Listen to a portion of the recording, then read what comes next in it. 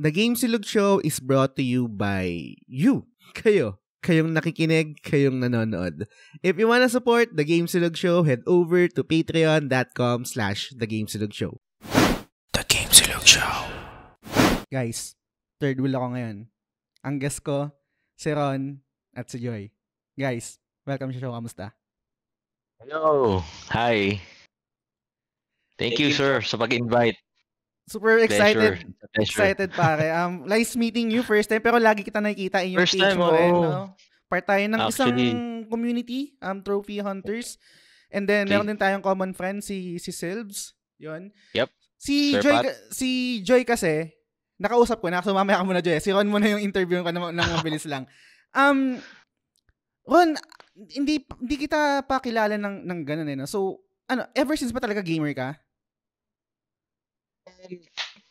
I'd say started siguro nung nag-hardcore gaming ako, siguro PS1 talaga. Kasi dati medyo pa ako noon lumalabas. Actually I think nasali pa ako sa basketball team noon, parang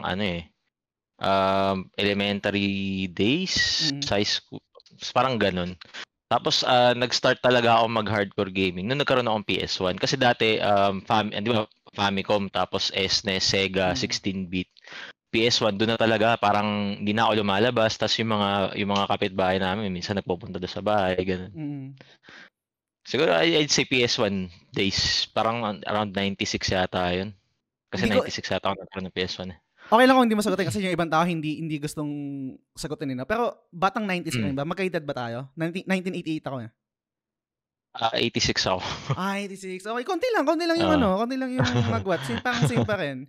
And actually same tayo, PS1 din ako. Siyempre parang nag-start ako sa family computer, parang halos lahat din naman family computer and then SNES. Pero PS1 talaga yung doon na ako naka-experience ng mga RPG ibang genre, 'di ba? Resident Evil, Silent Hill, etc. Doon na rin talaga ako naging parang deep dive na rin sa mundo ng video games eh. Pero 'yun. Si Joy naman kasi nung una ko siyang na-meet, ang nag-suggest sa akin sa kanya or parang nagsabi si Norvin na part tayo ng PlayStation Trophy Hunters Philippines. And yung topic ko noon is about Hogwarts Legacy. Hindi ko siya na-interview doon sa video game history niya or anong ganap sa buhay niya. No? Talagang nag-focus lang kami doon sa Hogwarts Legacy kasi ang kailangan ko that time is nakapaglaro ng Hogwarts Legacy and talagang fan ng Harry Potter. Kasi kami dalawa ni Owa, yung tropa ko din sa TGS, hindi kami fan ng Harry Potter pero nag-enjoy kami dun sa Hogwarts Legacy. So kailangan namin ng para maganda rin yung conversation, merong isang magko-correct sa amin, merong knowledgeable about yung Harry Potter mismo. So si Joy yung isang sinuggest ni Norvin. So ngayon naman gusto ko malaman si Joy kung ano yung history niya sa video games. And kasi ganito yung mangyayari sa topic natin guys, no, for this episode. Hindi ko pa alam kasi ngayon ko pa lang tatanungin. Couple gamer or let's say kung si Ron ba yung nakapag-influence kay Joy or talagang gamer na si Joy. Hindi ko alam eh. And gusto ko rin malaman yung dynamics ng bilang couple, ano yung parang naitutulong or meron bang naitutulong yung video game sa relationship nila. And yung iba pang pwede natin pag-usapan. So, Joy, gusto ko malaman, matagal ka na bang gamer or parang naging gamer ka lang nung naging kayo na ni Ron? Paano ba yung dito? Ano bang history mo sa gaming? Walang idea sa gaming. I mean, yun nga, nakakwento ko sa kanya before. Na-introduce ako sa gaming nung bata pa ako. Kasi meron ako mga pinsan lalaki na sila yung talagang mga mahilig sa games. Yan. So, na-introduce nila ako sa PS1.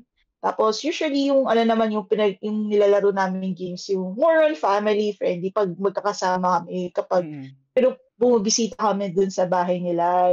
Yung nga, na-introduce ako sa mga, yung Dance Dance Revo, yan, gusto namin yan, magpipinsan yan. Tapos, ano ba yung mga Spyro, yung mga more on family friendly games na talaga. Pero usually, pag yung pinsan ko lang na mas matanda sa kanya, nilalaro niya yung mga Resident Evil. Then I remember na natatakot pa ako dun eh. Tapos yun lang, Familiar naman. Tapos nag-own din ako ng mga Game Boy Advance, PSP. Nice. Pero hindi parang nagkaroon kasi ako ng time na wala, hindi naman ako binilan ng console ng parents ko noon. So growing up, hindi ako naging gamer. Kumbaga nawala yung influence ko na for quite some time kasi kahit naman yung ah, mga wala pa akong naging kasi ka-relationship din na gamer. Si Ron lang talaga. So basically yun, growing up, ayan, nakilala ko siya. Siya lang talaga yung nakapag-influence sa akin. Nice. Nakapag-introduce sa akin. Ang ganda nun. And mamaya, may marami pa akong gustong itanong sa inyo, guys. Magdi-deep dive tayo. O kung okay lang sa relationship nyo and yung mga ganap na related rin sa video games. Pero bago yun, gusto ko muna mag-thank you sa ating 24 Patreons at sa 6, I think 6, 1, 2, 3, 4, 5, 6 na executive producers for the month of October. Sila Sands, sila Lance, si Mike Rubio ng X-Core Gamer, si I Am Maku, si Mark D. Vinagracia, si Yvette Suzanne Solivilla ng The Ara Ara Channel. Maraming salamat sa support nyo, guys. So, yun, mag-deep dive na tayo dito sa ano. Kasi guys, alam niyo naman, single ako ngayon. And super curious ako. Kasi gaya ng nabanggit ni Joy kanina, actually wala akong naging girlfriend before na gamer rin. Kadalasan, I think nabanggit ko yun sa episode natin sa Hogwarts Legacy na parang ang naging dynamic namin, sige, tatry kong maging involve or parang tatry kong i-consume yung content ng Harry Potter. Ikaw naman, kukwentuhan kita sa Final Fantasy. Parang ganyan. Kasi madalas nagkukwento ako sa kanya na parang yung nangyayari. I think ang parang game pa nun is Final Fantasy 13 tapos kinukwentuhan ko siya about sa story nun. Tapos yung parang ang makikita mo yung mukha niya na hindi naman naiintindihan. Parang hindi naman, nag-a-attempt na sige, eto, gusto mo yan di ba? Yan yung mundo mo Pero at the same time, parang alam ko sa sarili ko na hindi naman siya parang hindi interesado pero syempre dahil nasa relationship kami parang nag-a-attempt na maging part nun and in return ako naman kahit hindi naman ako ganun ka-interesado sa Harry Potter talaga sinubukan ko din kasi yun yung mundo niya kumbaga parang give and take lang. Gusto kong malaman sa inyo Joy and Ron no kasi paano ko ba i-articulate to? Umpisahan muna natin dun sa hindi pa kayo no. Dati kasi, I'm not sure kung para mag-agree ka, Ron, hindi naman cool kapag gamer ka dati. May vibes sa... parang nerdy kasi yung dating, parang ganun. Dati siguro yung mga 90s, mid-90s, ganun. To late 90s. Parang ang dating mo parang ang lata mo ganun, parang nerdy ka, di ba? Yung tipong ikaw yung binubuli. Totoo. Tapos meron ding parang stereotype sa mga gamer. Kaya meron din ako na parang may niluluto rin ako na isang episode naman. Actually hindi ko pa nasasabi kay Sales pero i-spoiler ko na rin dito. Parang gusto kong gumawa ng topic naman na about ang guess ko is yung mga gamers naman na parang hindi yung stereotypical kunwari yung mga kasi si Sales 'di ba nagbubuhat. 'Di ba? 'Di ba usually ang stereotype kasi sa mga gamers kunwari katulad ako yung typical na parang example ng gamer na parang stereotype 'di ba? Parang ganyan. Tank build tapos medyo nerdy etc. So gusto ko magkaroon rin ng topic na yung parang aalisin yung notion na ganun sa mga gamers na 'di ba? Parang kunwari si Gati may business etc. Mayroong mga professionals etc. Pero meron ako napapansin ngayon na I'm not sure kung kailan siya mismo nag-start. Siguro dahil sa mga influencers rin. And kunwari, siguro tulong rin ng mga personality tulad nila Alodia na parang sikat na tao or let's say tas nagiging open sila na gamer sila and eventually parang nagka-come out na parang okay lang naman cool rin naman ganyan. Gusto ko malaman kay Joy nung ligawan stage nyo ba parang naging factor ba yun or totally parang nalaman nyo na lang yung hobby nung isa't isa nung kayo na mismo? Wala pa ako masyadong idea nung syempre nung first namin ng relationship. Na lang nag-deep dive na lang siguro nung mas tumagal na kami. Kasi parang I was there nung bumili siya ng PlayStation 4, 'di ba? Pro. So, yun. So, doon na nagsimula yun. Nice. And ikaw rin ba, Ron, kumaga, nabanggit kanina ni Joy na meron siyang idea about video games pero hindi niya naging hobby yun. Meron din, I'm not sure kung lahat, no, pero sa akin lang to, parang I don't wanna speak for others, no. Parang meron din kasing vibe na parang dream girl kapag yung gusto mo is gamer rin. Kumbaga parang, di ba, parang ganun eh. Ikaw ba may idea ka sa kanya na ganun? meron ka bang ganun? Honestly, wala. Wala ako na, wala, totally zero na gamer vibes. And okay lang naman yun kasi, kumbaga, nung niligawan ko siya, hindi naman para na parang, oy, gamer ka ba? Kasi kung hindi ka gamer, parang di kita liligawan or I'm not gonna enter into a relationship pag alam kong hindi kasi parang nagiging ka nun tawag nun. Parang ano ba yun, parang hindi ko maano yung term basta parang hihikan or gatekeeper, hindi ko alam. Hihikan or parang ganun, di ba? Parang GGSS yung dating mo. Gopong-gopo ka sa sarili mo, di ba? Kasi ginusto ko siya dahil siya yun, di ba? Ngayon, siguro naging parang additional lang na nag-click sa kanya yung pagiging gamer. Kasi yun nga, di ba, yung katulad nung parang tinanong mo kanina na parang ito ba yung nagiging bonding nyo? Actually, yes. Parang nag-start kami na ganun and then eventually naging bonding namin. Kasi na-enjoy na rin niya, di ba? Paano kumbaga hindi ko naman siya pinilit. Yun. Magandang punto yun. Kumbaga parang meron kasi yung, di ba yung iba yung parang talagang i-introduce. Kunwari ako, example ko sa akin. Kunwari sa kapatid. Kanina. Di ba? Parang, and then yung sa kapatid ko rin, kumbaga parang, yung kapatid ko kasi naglalaro ng mobile games, right? Kunwari, ML, CODM, ganyan, etc. Tapos gusto ko siyang magustuhan rin kung ano yung gusto ko. Kumbaga parang kung JRPG, gusto kong maglaro rin siya ng JRPG, parang ganyan. Ikaw ba, nung kayo na, syempre gamer ka, tapos nakikita, siguro may idea na siya, nakikita niya na naglalaro na. Yes. In-encourage mo ba siya na parang, uy, kunwari, laro ka din nito? Or parang siya lang yung nagkusa na gusto rin niya ulit maglaro? Kaya ako muna siya sumagot. Sige, sumagot yan. Sige, John. Hindi kasi, palagi, kaya memorable sa akin yung, kumbaga, yung FF15. Nice! 2016. Okay.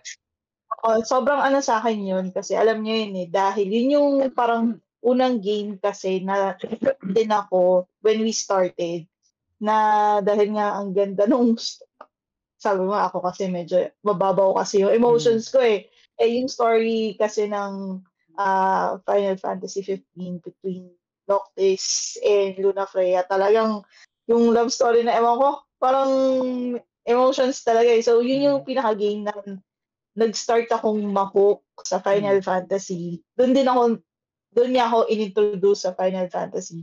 Kasi yun din yung game na, I think yung may una mong nilaro. Tapos, na ako na yung partner niya nung time na yun. So, nag-start na ako syempre na-curious ako ano nangyayari? Ganito, ganyan. Tapos yung story, hanggang to the point na pinatry niya na sa akin yung controls. Tapos yung mga mini-games. Yan. So, yun, medyo, doon ako nag-start na naki-epal na sa ibang mga, pagdating sa laro-laro. Yun lang. Yung buong playthrough ni Ron ng FF15, nanonood ka na, naka-antabay ka sa hanggang ending? Oo. Hanggang kung pwede ako talaga nanonood talaga ako.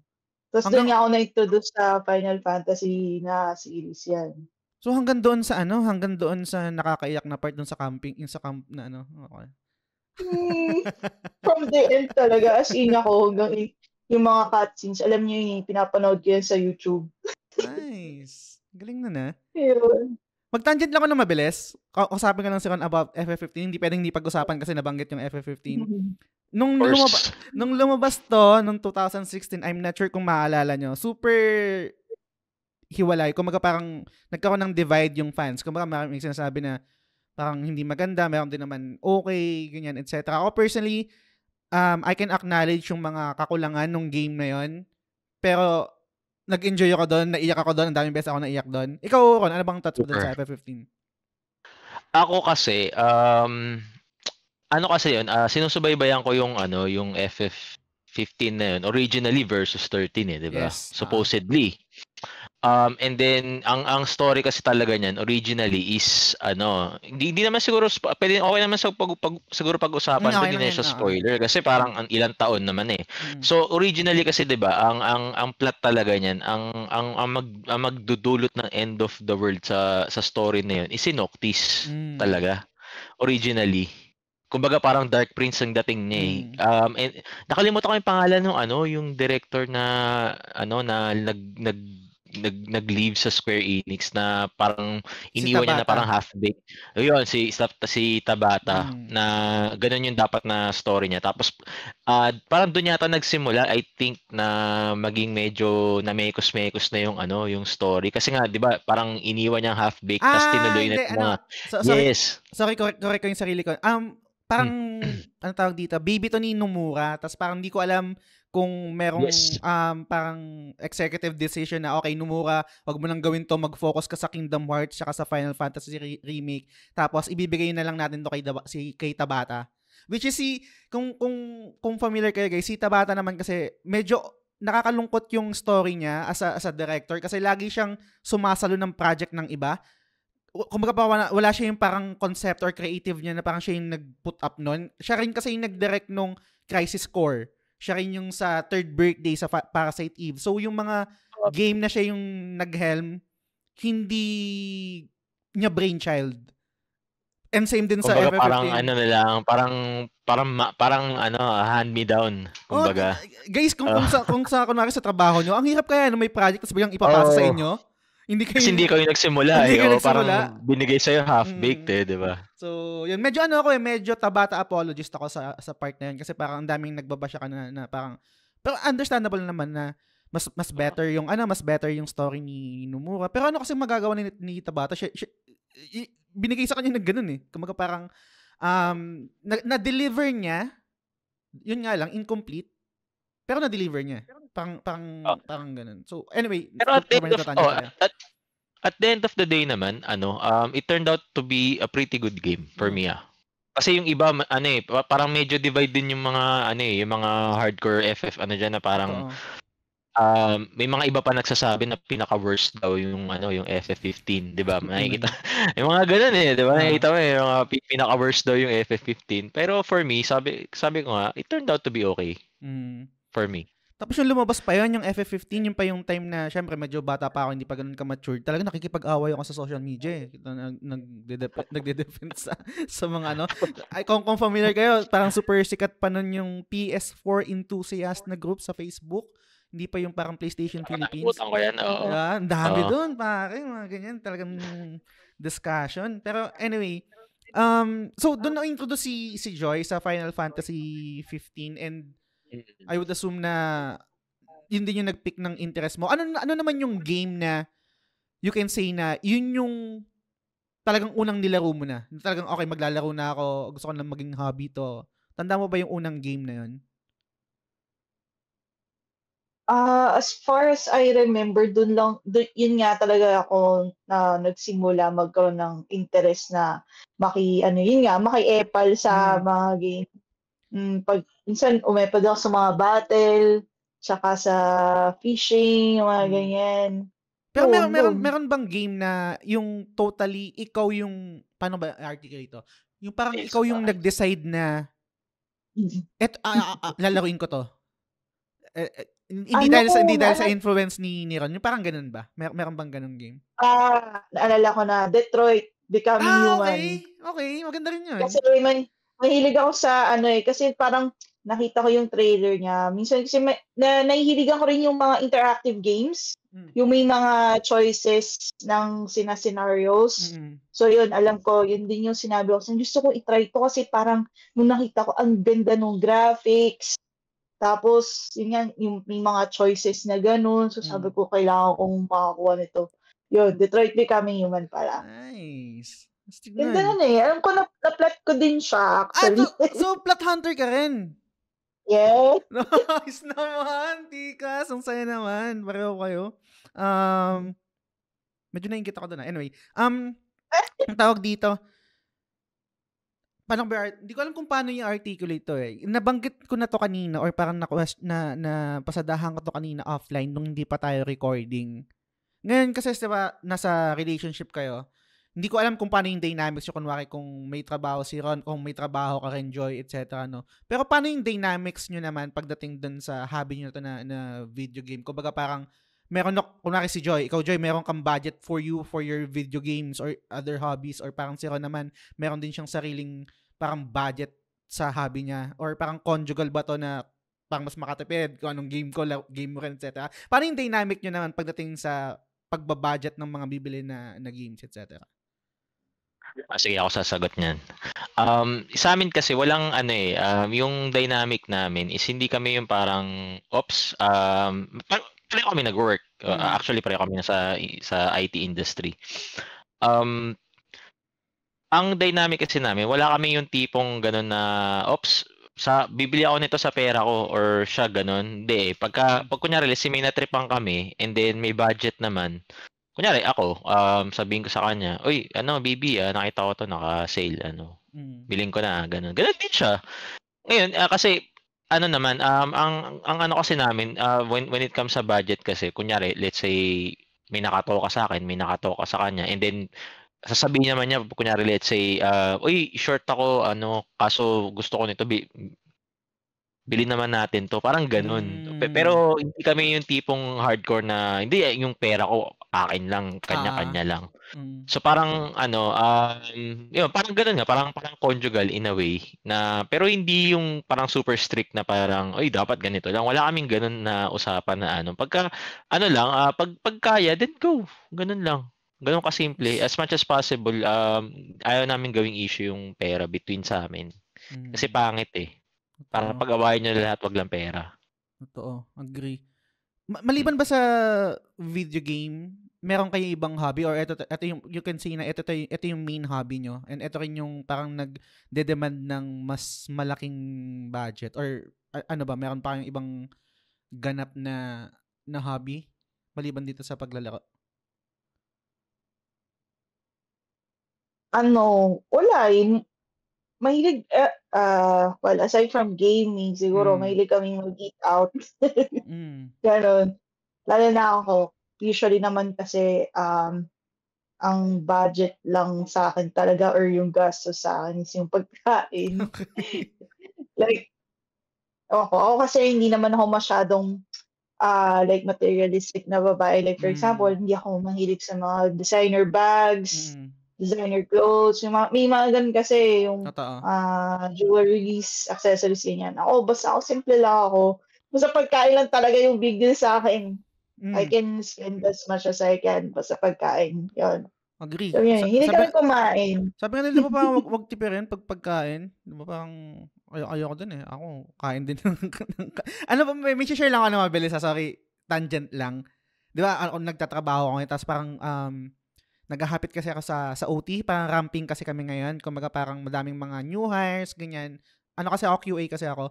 So parang I think bago matapos yung taon, kasi goal nila na pag-graduate na yung mga new hires sa production, etc. And hindi ko alam kung nagko-compute rin kayo ng ganito Kasi parang ako solo lang ako. Imbes na mag-grocery ako, na magkukonsumo siya ng oras, tapos lulutuin ko siya, ako pa yung maghuhugas ng pinggan, tatapon ko pa, etc. Ang nagiging, alam ko magastos, hindi siya ideal, hindi basta all talaga kasi magastos. Nag-grab food na lang ako. Kumbaga parang or food panda. kasi parang iniisip ko, hindi ko alam kung ganito yung thought process nyo, guys, no? Kinukumpute ko yung oras ko. Kunwari ilang oras yung i-spend ko sa pamamalengke, tsaka sa pagluluto, tsaka sa paghugas ng pinggan, versus doon sa parang bayaran ko na lang, mag-food panda na lang ako, tapos tapo na lang, wala na akong hugasan na pinggan, di na ako magluluto, grocery. Anong thoughts nyo? Meron ba kayong ganyan? Agree ako dyan, sir. Alam mo kung bakit? Kasi ganito rin. Totoo yan, kasi tinry din namin i-compute eh. Sabi ko mamamalengke ka, magpapakapagod ka. Tapos pag uwi niya, sabi niya sa akin na gastos niya 1K, ganun. Ganun din. Tapos yung lulutuin niya naman is parang isang kainan lang or minsan dalawa. Sabi ko, magkanta lang tayo kasi ganun din eh. Kung mag-grab food pag dalawa kami. Actually kasi totoo yan kasi kung katulad yan, kung mag-isa ka lang naman and then or katulad namin dalawa lang kami. Parang sa tingin ko much better, mas okay na rin na magpa-deliver ka na lang. Kasi mas makakatipid ka lang pagka talagang malaking pamilya kayo. Let's say magluluto ka and then mag-effort ka na mamalengke na let's say marami kayong parang kunyari let's say 5 or 6, 7 kayo sa pamilya na ano sa tingin ko, mas ano siya na gano'n, mag-effort ka pa mamalengke, magugas ka ng plato, ng gano'n. Pero kung katulad mo, katulad namin dalawa na pareho naman kami nag-work na ano, and then kung kaya naman, di ano na lang, grab food na. Totoo. Tsaka yung oras na i-spend mo dun sa, Oo. Diba? Parang ang dami mo nang nagawa nun eh. And hindi ko alam kung tama to kasi kinukompute ko siya kunwari, magkano ba yung per hour ko sa trabaho ko? Di ba parang tas i-compute ko dun sa yung oras na ginugol ko sa pamamalengke at sa pagluluto. Parang talo pa ako. Parang hindi ko na-maximize yung oras ko. Parang ganyan. Sana nakagawa na ako ng content, no? Nakapag-edit na ako or nag-OT na lang din ako, parang etc. Parang ganun ko siya tinitignan. Gets ko guys na parang, alam ko parang medyo ano siya, parang privilege na stance, di ba? Parang iba-iba kasi ng dynamics, right? Iba-iba rin tayo ng parang financial stability, etc. Pero sa akin, ganun kasi siya nag-work. Parang mas okay siya sa akin ng ganun. Syempre, kunwari, pag bagong sahod, pag nakakaluwag-luwag, mas lalong masarap mag-splurge sa pagkain. Pero, yun, natangent lang guys, ano ko lang, sorry.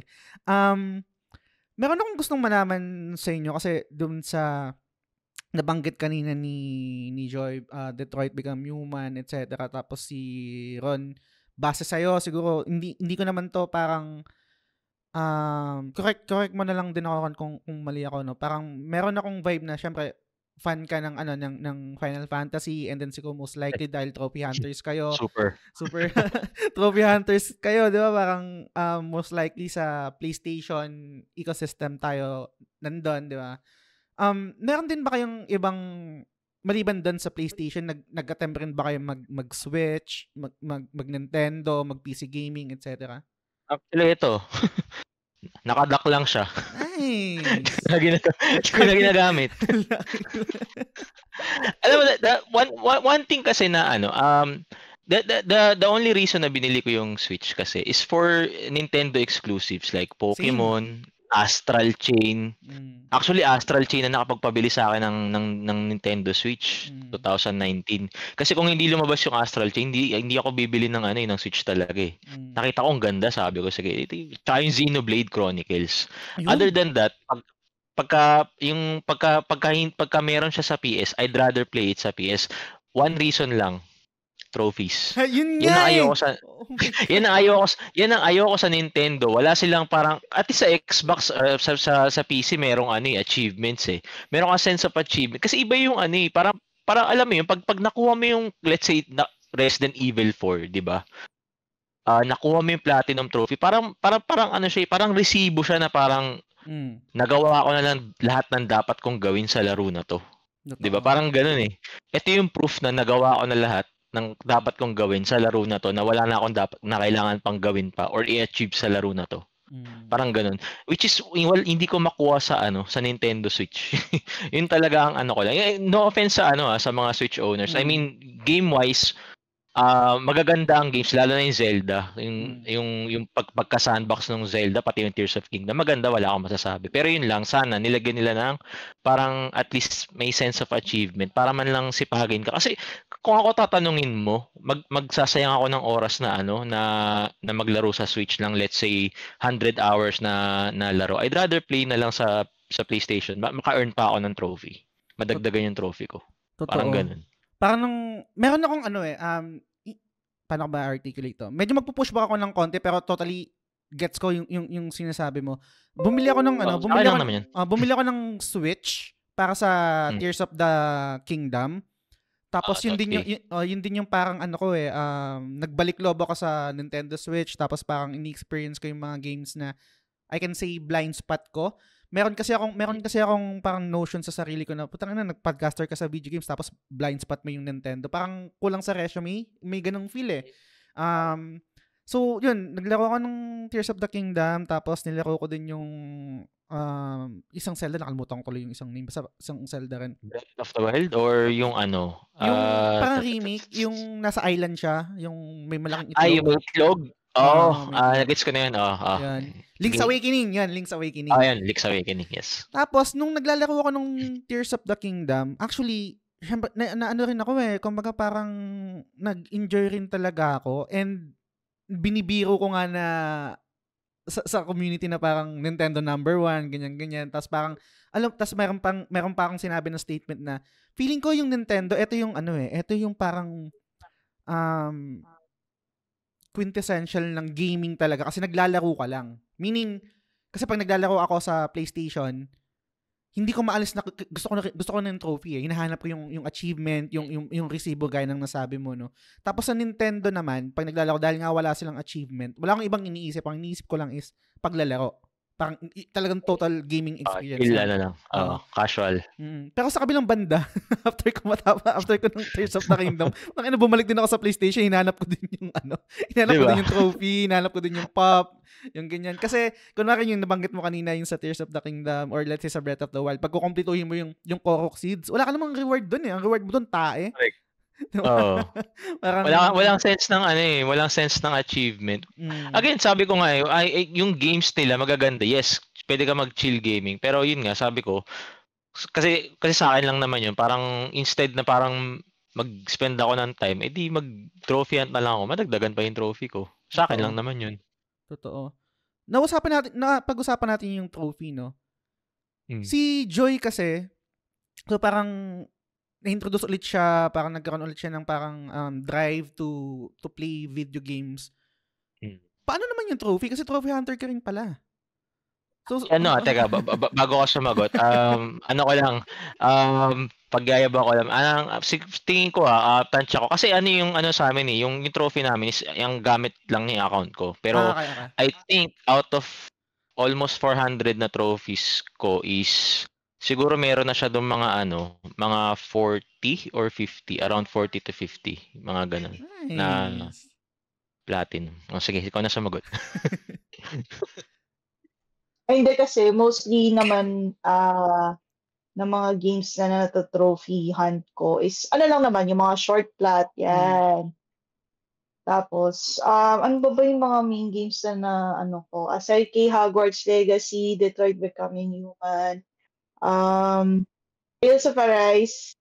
Platinum mo naman yan? Yes. Tapos yung Life is Strange series, kasi nga yung mga interactive games. Yan. Pero paano yun? Kung parang si Ron din yung naging inspiration mo or parang nakapag-influence sa'yo na mag-trophy hunt nga rin ako? Kasi usually... Okay. Sorry. So, siya talaga. Actually, siya talaga lahat. Pero syempre parang yun nga na na rin ako, iba rin kasi nga yung feeling na naka-achieve ka. It's not just about finishing the game, kumbaga yung 100% completion mo na makakuha ka ng trophies. Ewan ko, iba talaga yung feeling pag nakuha mo yung platinum trophy na yun. Which is ako, hindi ako familiar dati na may ganun-ganun pala. So, ayun. So, nung pagka-introduce sa'yo ni Ron, syempre, more on lang naman yun Kumbaga parang salita, ganyan, verbal, etc. na nakikita mo rin. Nung ikaw na naglaro, naramdaman mo din ba yung sarap ng pag-pop ng trophy? Kumbaga parang ganun din. Same din. Oo. Nakaka-addict no? Oo. Actually, oo.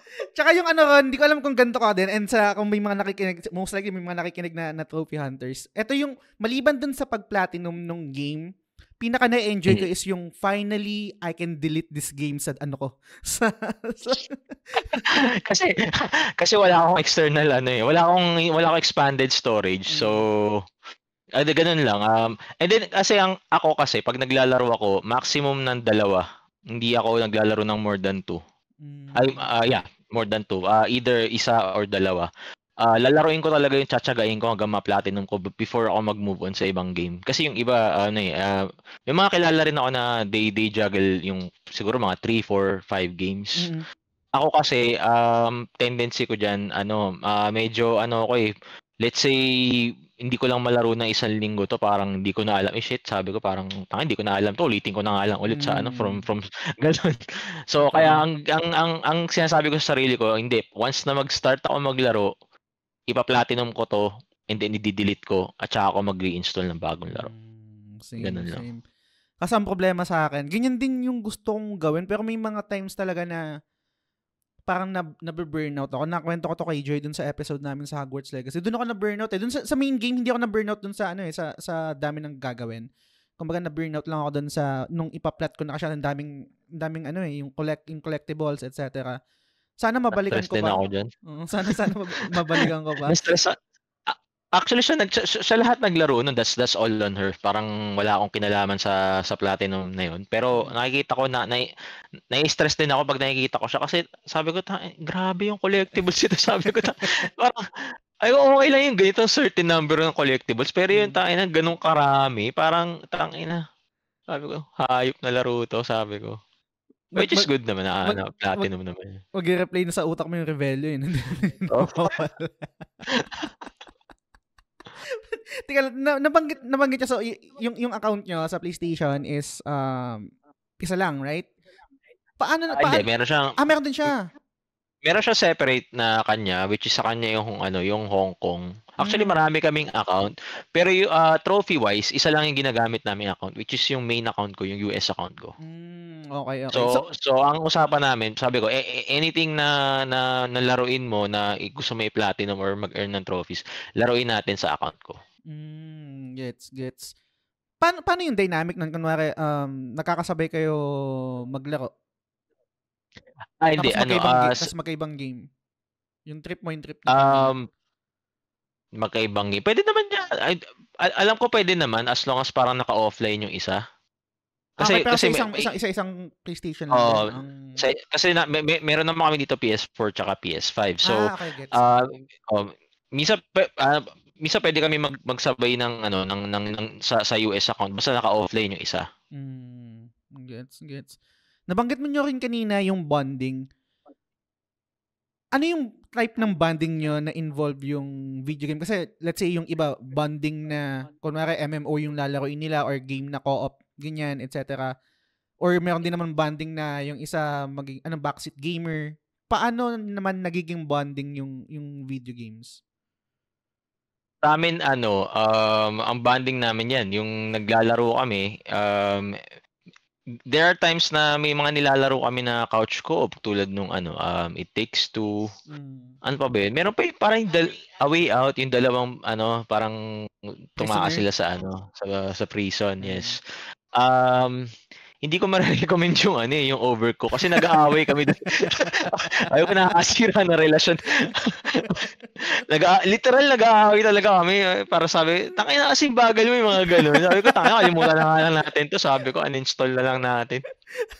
Sabi ko, tangay na, masisira. Maghihiwalay tayo ng wala sa oras na ito eh. Sabi ko. Oh my God. Naalala ko yan. Pero hindi naman sa partner. Naalala ko yan sa kapatid ko. Putang ina, nasisigawan ko yung kapatid ko. Tinanong ko rin to kay si Gati yung admin ng kasi buti nga ako sila kasi hindi sila nag-aaway. Talagang may coordination sila. Siguro kami wala kaming coordination ng nakaka-buisit. Sabi ko, wag na natin tuloy ito. Sabi ko, masisira tayong dalawa dito. Ipa-platan sa kanila namin. Sabi ko, wag na lang. Sabi ko. Baka madali lang ba? Madali lang ba yung platinum na? Sabi, parang pinadali yata eh. Alam ko may mas madaling way. Pero, sabi ko, hindi na lang din. Sabi ko, kasi, alam mo, pag nagkakamali yung kasi kung minsan mabilis uminit yung ulo ko pag yung mga ganun na co-op na na time tapos nakakataranta. Parang sabi ko medyo hindi ako dito, sabi ko. Iba na lang laruin natin. Yung It Takes Two kasi hindi naman siya ganun ka-stressful na Nag-enjoy kami doon eh. Tsaka yung A Way Out eh. Itong Overcooked wala talaga. Sabi ko cancel na lang. Iba na lang. Meron tayong iba. Delikado to. Delikado. So pagdating naman guys sa I think napasadahan natin ng konti pero mas gusto ko lang malaman in terms of game selection, hindi ko sure kung syempre kung ano yung genre ni Ron, same rin ba yun ng nagiging genre mo? Or parang meron ka ding ibang trip maliban doon sa nasabi mo kanina, di ba? Mas parang trip mo yung interactive, yung Detroit Become Human, Life is Strange, siguro, I'm not sure kung nalaro yung Walking Dead, yung parang mga ganyan. Or naghahalo-halo na rin siya. Kung ano yung nalalaro ni Ron, ganun na rin yung gusto mo, yun na rin yung natitripan mo. Natitrip ako na rin actually yung mga, niya kasi more on JRPG talaga siya. So, yan yung mga Final Fantasies ever since na in-introduce na yun sa akin. So, parang, hindi naman nag-feeling, fan na yun. Parang, ka na rin ba? Natuwa ka na rin, sinubaybayan mo na rin. So, gusto mo na rin, kumbaga, gusto ko na rin ma-involve dun sa gameplay. Although siya naman kasi naglalaro nun, mostly talaga. So ako tiganood lang. Tapos yun nga minsan pag kailangan ng mag-grind para dumating sa ganitong level, ipapasa niya sa akin para ako naman. Siguro, oh my, yung mga gano'n. May mga times na gano'n sa ibang games na talaga, grind ka dito para i-level up mo. Ang galing na gano'n. Hindi ko alam kung familiar kayo parang sa MMO. Meron kang pilot pare. Parang may pilot. Pilot mismo. Ano naman yun? Pagka nakikiusap naman ako sa kanya ng katulad na recently na plot ko yung Final Fantasy na OG na PS4 version. Kasi galing ako work ngayon, naantok ako, sabi ko, baby, ano mo lang to, sabi ko, wala ka lang gagawing iba dyan, sabi ko, X ka lang ng X. Tagal din ilang oras pa nang ginrain yun no? Siguro mga 6 ba 7 hours na habang nanonood siya ng Netflix, X lang siya ng X habang natutulog ako. Sinoutout ko na naman sa post ko sa Trophy Hunter. Sabi ko thank you sa parang 20 plus levels yun na ginrain niya, nakaka-XX lang.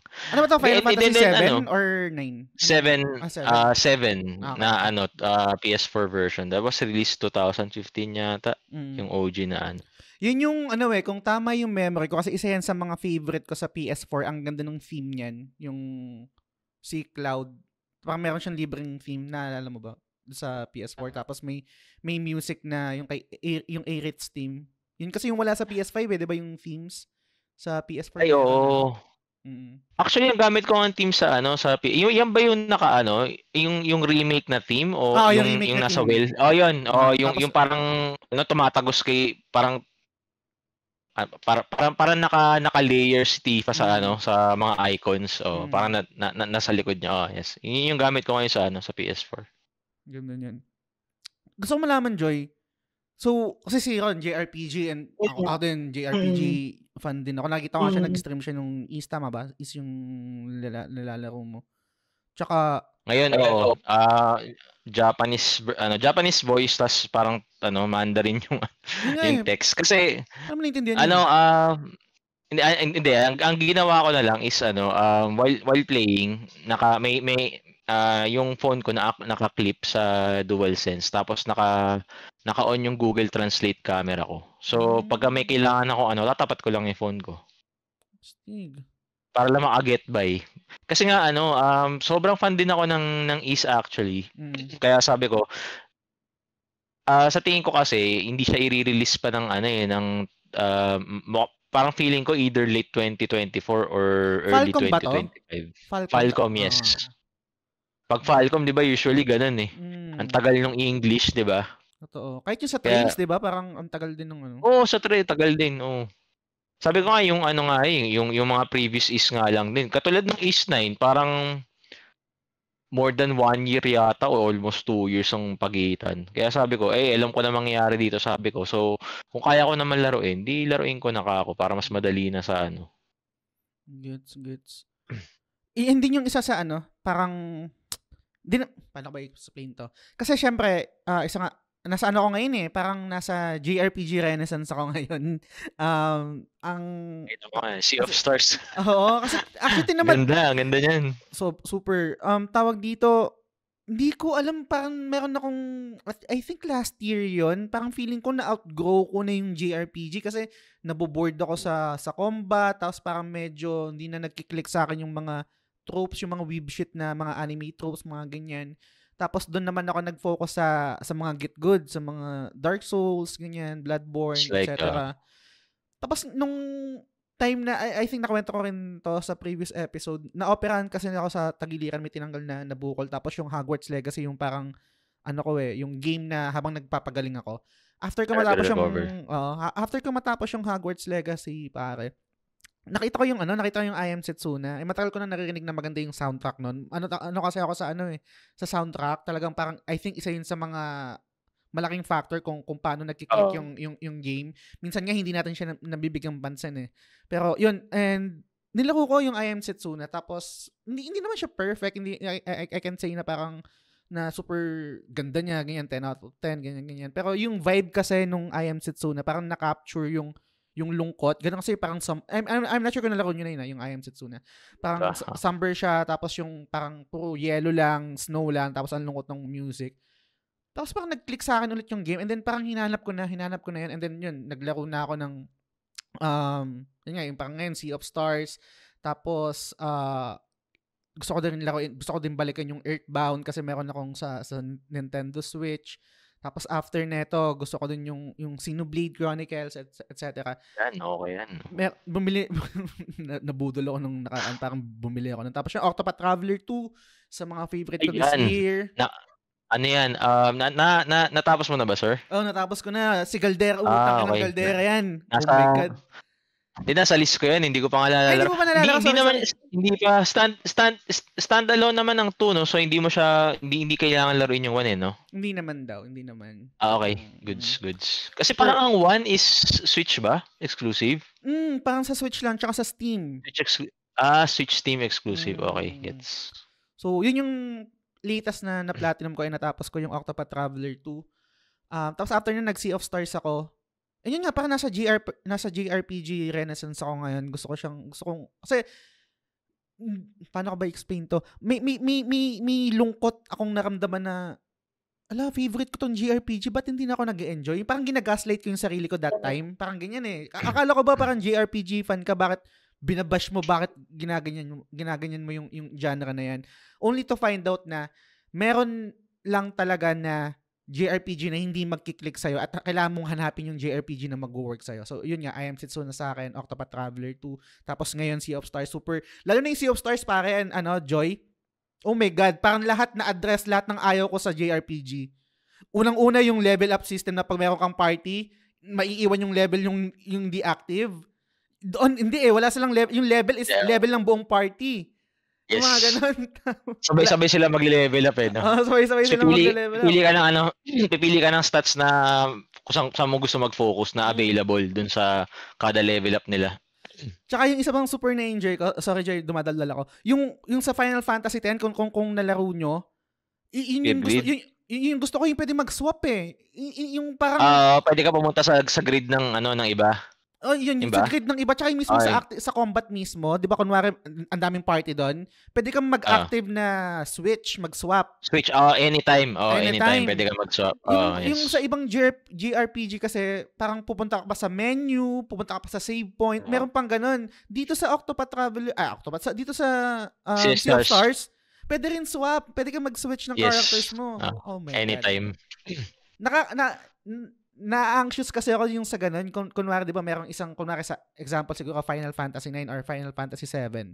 Meron kang bias eh. Kasi, di ba, JRPG, merong ang daming party niyan, ang daming characters. Meron kang bias niyan eh. Most likely, ako as a player, parang pag may bias ako, meron ako naiiwan na hindi level. Tapos let's say, kunwari, hindi naman siguro to spoiler, minor, ganyan.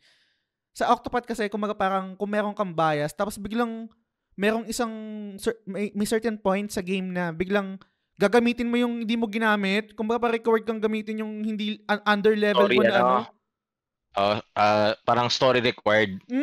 Nakakainis yun. Nakakainis yun anyway.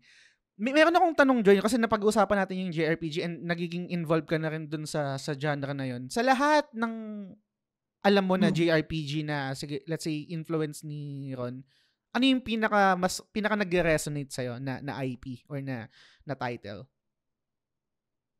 Siguro yun nga, yung Final Fantasy 15 pa din. Kasi dun nga talaga nagkaroon ng peak yung interest ko sa, parang dire-diretso na sa lahat ng games, ganyan.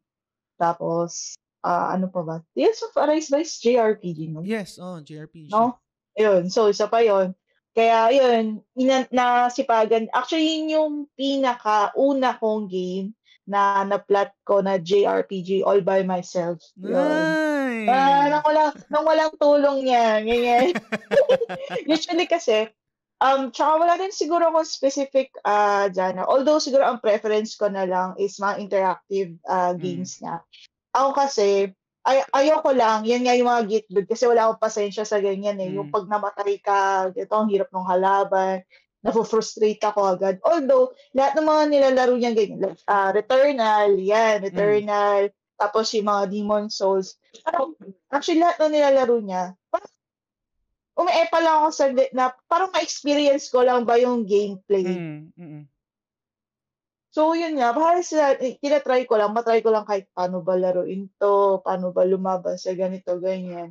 Pero yun nga, mas more on, na talaga ako. Interactive games na lang siguro. Yun. Yung sa Tales of Arise, Joy, personal choice mo yun? Kung gusto ko lang ito. Nice. Anong nakapag-drive sa'yo nung, na parang piliin yung game na yun? Kasi parang more love story kasi siya. Ako, mashi-mashi ako. Mahilig ako sa mga ganyan. Ma-anime rin ba kayong dalawa? Mm-mm. Okay, gets. Minsan kasi I think sa ibang tao, let's say kung kunwari sa akin, selling point rin kasi yun pag yung anime style talaga na na game. Though yung Tales of Arise, hindi ko pa siya natapos, sa backlog ko pa siya. Parang kung tama yung memory ko, lumabas to Tales of Arise, tapos biglang parang palabas na rin yung Elden Ring. Hindi ko alam kung same window yata yung kaya na natigil ko yung Tales of Arise tsaka yung Horizon Forbidden West yata in that time. So na-platinum mo siya ilang hours ka 60 plus. 60 plus. 60 plus hours. 60 to 70 ganun. Di ba yun? Hindi ba mabilis siya katamtaman lang? Pang mabilis, hindi, or depende. Hindi ba siya grindy? Ako na eh.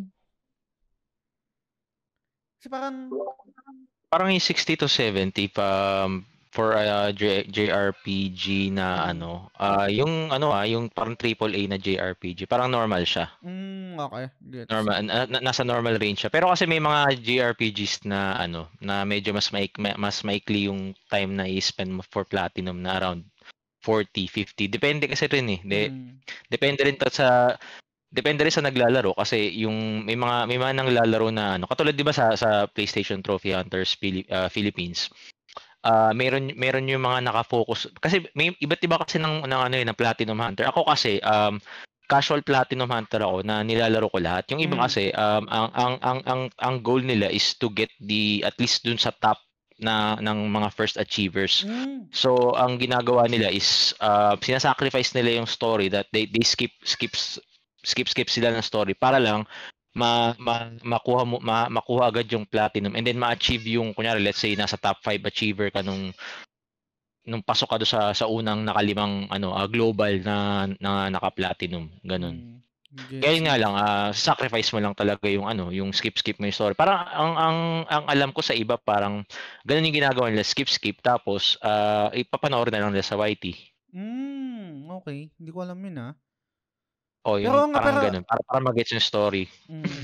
Kaya meron din talaga mga trophy hunters na kumbaga parang yung niche nila. Naalala ko before, I'm not sure, parang hindi na siya active ngayon si Art kasi nag-guest ko rin siya before. Parang yung nag-platinum siya nung yung Crypt of the Dancer. Isa yun sa pinaka may ang hirap nun. UR yun eh. Totoo. Ako din ultra rare yan. Pareho din tayo. Casual lang din ako. Kung ano lang yung natripan ko, yun lang din yung ipa-platinum ko. Yung Final Fantasy 16 nga, babalikan ko pa, hindi ko pa kasi siya na platinum. And ang plan ko kasi sa FF16, kumbaga parang babalikan ko siya, 'di ba New Game Plus siya para ma-platinum mo. So lalaruin ko siya before mag-game the game awards. So parang para ma-refresh ba ako? Ma-refresh ako dun sa ano ba talaga yung Game of the Year ko? Game of the Year ko ba yung Zelda, FF16, Octopath, etc. So yun yung plan ko. May question ako sa inyo, guys. Nag-away na ba kayo dahil sa video game? Meron na ba? Hindi ko maalala. Oo. Ako kasi, more on yung away, yung naiinis or nagagalit ako sa yung pag-spend niya sa game ng pagpupuyat niya. Sa akin kasi okay lang naman. Wala naman akong issue kung ano mang gusto niyang laruin, bilhin niya, or kung ano man. More ako kasi, mas nagiging concern ako for him. Kasi nga, lalo na pag may isa siyang game na talagang nagustuhan talagang kaya niyang magpuyat diretso, like 24 hours pa yan. Ay nako, as in talaga parang, sabi ko, matulog ka naman. Tignan mo yung mata mo, ang itim-itim na, nagkakaroon ka ng eye bags, ganyan. Kasi, siya kasi pag talagang, na siya, yung na-intuit na talaga siya sa game mo na parang wala nang makakapigil sa kanya talaga. So, doon ako more on nagagalit eh. Or doon yung pinag-aawayan namin. And at the same time, pag katulad niyan, may mga boss fight. Yan. Talagang hindi. Parang kulang na lang bawal kang huminga kasi.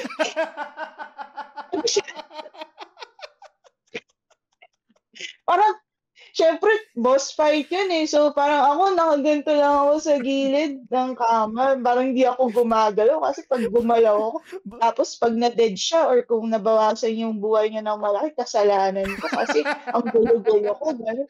Kaya, alam ko na. Although, alam ko na talaga na when talaga tatahimik na lang ako. Hindi ako gagalaw. Pag boss fight talaga, boss fight ba yan? Kasi huwag ka muna mag-ganyan. Maingay, nasa boss fight ako. Ganyan. Alam ko na yan. Pero nothing major na nag-cause talaga ng sa marriage namin or sa relationship. Ganyan, more on concern lang talaga ako sa kanya sa pagpupuyat niya. Tapos yun nga, minsan, masisigawan ako dahil gumalaw ako ganyan sa nasa boss fight siya, ganyan. Sabi ko, kulang na lang, di na talaga ako huminga. Yun lang. Defend yourself, Ron. Oy. Walang katotohanan yan, wala kang ebidensya. Hindi, hindi na naman yun. Pagka let's say nasa boss fight, sasabihan ko naman siya minsan na saglit lang to, sabi ko pagka wag ka munang magulo. Lalo na pag yung mga tipong mahirap na nakailang ulit na ako. Anong example? Pwede ka magbigay ng example doon. Anong game yan? Specifically, yung mga ganyan. Siguro best example talaga Elden Ring. Ako hindi naman ako hindi ako self-proclaimed na parang Souls master or Pero I played a few. Siguro Demon Souls, Elden Ring. Ano pa ba? May mga nalaro ako na hindi ko pa na-plat. Siguro Bloodborne na nasimulan ko yata pero hindi ko pa napaplat. So, Returnal. Ano pa ba yung mga Souls-like na nalaro ko? Returnal, di ko natapos yan eh. Bro. Alam mo, sa ngayon, I think ang platinum time niya ngayon is naglalaro lang around 60 to 70, which is sobrang lower dun sa vanilla. Kasi ako vanilla ako ng Returnal. Vanilla. Tayo na bro, alam mo ba kung pag tinignan mo yung yung time spent ko sa 'di ba sa PS5 makikita mo yung sa profile mo yung time spent. Tanga na 275 hours. Ganong kalala yung RNG ng vanilla. Alam mo yun, tangina pre. Kasi may collectibles yan kada biome. Di ba yung unang biome, di ba yung parang dark jungle na pangalawa yung sun, tas meron pa yung underground sa parang tubig, di ba? Tangina yung sand na buwis, dami yan, parang sinalihan ko lahat yata ng Returnal groups noon. Tangina, alam mo yung collectible ko na 19/20 for several weeks. Tapos ito pag ang ginagawa ko bro kada araw kahit may shift ako, tangina magra-run ako ng Returnal. Kasi yung Returnal ano siya ano yun? Roguelike, 'di ba? So pag namatay ka ulit ka sa ano. So kada araw nagra-run ako ng siguro 4 to 5 runs sa start to finish. Kasi ano yun yung collectibles random, kumbaga kasi 'di ba yung world niya kasi nagpapalit-palit yung kada run mo. Hindi siya walang same map sa isang run. Ay sa several runs, parang paiba-iba siya. Tangina yung sun talaga yun, tangina grabe yun, napaka-hell nun. Alam mo kasi hindi ko mapigilan yung sarili ko na alam mo parang isang trophy na lang. Yes. Parang tangina ibibitin ko pa ba to? 'Di ba alam na gets mo ako, 'di ba? Parang andun na yung adrenaline mo na tangina kailangan ko nang kunin to. Kahit anong mangyari, kailangan kong kunin to. Ganun siya kalala. Yun ang pinaka-hate ko na trophy, yung RNG based. Yung parang hindi kasi siya, kumbaga parang hindi mo sisisihin yung sarili mo. Kunwari kung yung trophy is about skill issue, gets mo 'di ba? Parang okay, sige gagalingan ko, 'di ba? Parang sa susunod na run. Pero yung hindi ko fault to Hindi ko fault na hindi makuha tong item na to Tangina mong RNG ka Parang ganyan. 'Di ba? Sa side mo non-controllable siya sa side mo, 'di ba? Kasi kung skill issue parang tangina tangina ulitin ko hanggang sa ma-perfect ko yung 'di ba? Kaso hindi parang siya hindi siya controllable sa end mo which is yun yung pangit doon. Agree. Meron akong babasahin dito. Comment ni Sans, isa sa mga executive producers ng TGS. Sabi niya, na-discuss rin natin to kanina, napasadahan natin. Sabi niya, gaming can be our alone time or our together time. And I think that's beautiful. So super nag-resonate sa akin yun kasi gaya ng nabanggit ko sa inyo kanina offline. Usually, I think I'm not sure kung sa lahat. Siyempre, hindi ko naman masabi na parang ma-generalize na ganun sa relationship. Pero kadalasan, may iba't ibang klase ng me time right? Yung me time na meron kang sariling ganap na ikaw lang. Tapos yung partner mo meron din sariling ganap na ganun. And I think ang ganda nung nabanggit dito ni Sans na it can be our alone time, meaning yun yung parang me time natin. Pero yun din yung pwedeng maging together time natin. 'Di ba? Parang ganyan. Sa dynamic nyo sa relationship nyo, paano nyo na-incorporate yung video game or parang paano yung decision making na okay, ito alone time ko to, ito together time natin. Kasi gaya ng nasabi mo, Joy kanina na parang kulang na lang hindi ako hihinga. Paano ba? Sige ron, iwan muna kita. Diyan ka na lang muna. Yan yung me time mo ba yan? Ganyan. So paano? Anong ma-share nyo dun sa comment ni Sans? Together time and yung alone time. Siguro yung dito, alone time, together time, kapag paano ba to? Kami kasi parang dahil din sa gaming siguro, I can definitely say na naging laking factor din niya when it comes to bonding namin as husband and wife or kahit pa nung boyfriend, girlfriend pa lang kami. Talagang naging factor din siya na nag-improve yung closeness namin, togetherness namin.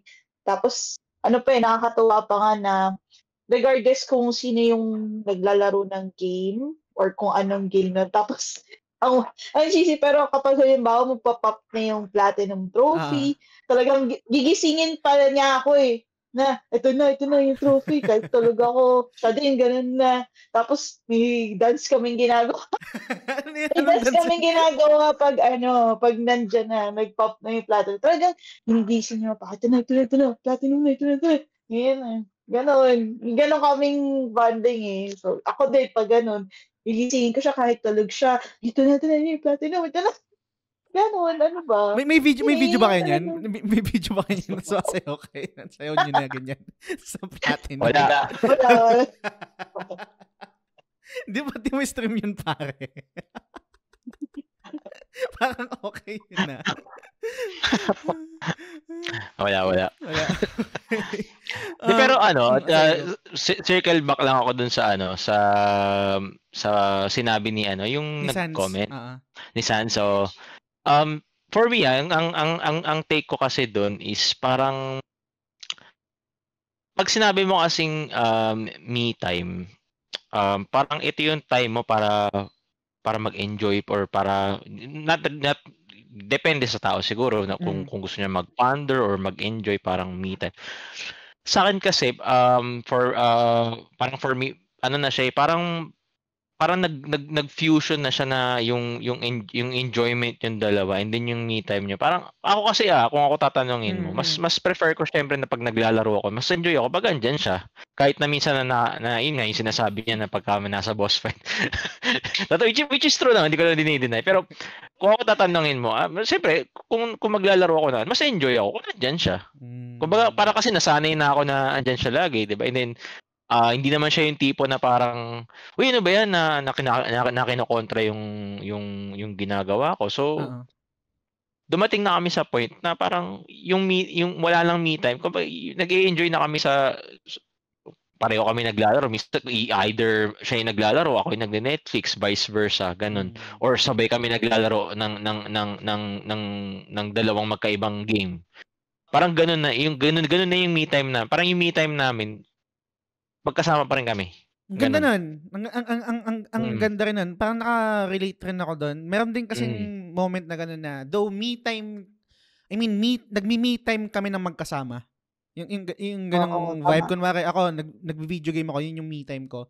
Tapos me time niya nanonood ng Netflix or kung ano man, nagmamanicure, nagpe-pedicure. Di ba parang, pero nasa isang lugar kami, nasa isang space kami. Parang ganun.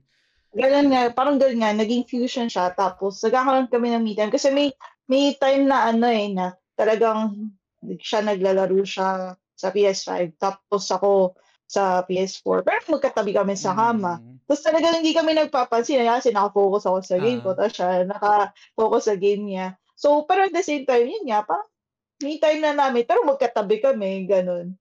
Nice. Tapos alam niya na yun kapag siya lang naglalaro naman.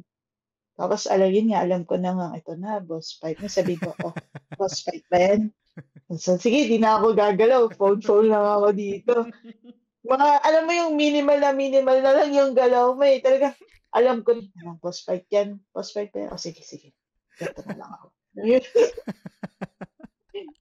Kasi yun lang naman. Naranasan ko kasi syempre, pag boss fight, mainit ulo mo, ganyan. Ito, Kaya alam ko na, at least, na-learn ko na syempre, kilala ko na siya. So, alam ko na, gagawin ko kapag boss fight, minimal movements, tahimik. Or pag talaga, bawal na ba? Talaga huminga. Kulang na lang. Ganun. Ayun. May comment dito si Franz Galapon. Sabi niya, yung girlfriend ko, hindi siya mahilig sa mga story-driven games. Kaya kinukwento ko lang sa kanya yung summary ng story ng game na nilalaro ko every time pinapanood niya ako. Pero PUBG Mobile, wala. Panis ako sa kanya, literal na. Pabigat lang ako pag nagduo kami. So, gusto kong dito. Kumbaga parang makita rin, let's say, yung parang strength nyo ngayong dalawa individually pagdating sa games. Do you think merong kumbaga parang si Ron, eto yung parang expertise niya, and then si Joy, sa tingin mo, eto naman yung expertise mo pagdating sa video games?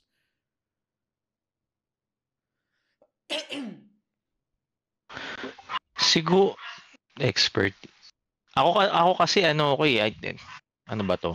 Hindi ko ma-explain kasi hindi naman kami masyadong sa competitive side ng gaming. Although naglalaro ako ng Tekken. Hindi ko naman i-claim na parang sobrang galing ko, pero siguro na around nasa intermediate yung laro ko. Mahirap kasi na parang mag-focus ka sa isang expertise na parang hindi naman kami nasa katulad ng nag-comment na parang nasa PUBG kasi sila. So competitive gaming kasi yun hindi medyo wala kami sa side na yun. Pero although pinatry ko to ng Tekken, kasi to ang issue kasi sa kanya, mabilis siya ma-frustrate pagka let's say hindi siya nananalo, hindi niya nakukuha yung So medyo ekis siya sa competitive gaming kasi kung magte-Tekken ka hindi lagi ka matatalo. Wala, ma-frustrate ka lang.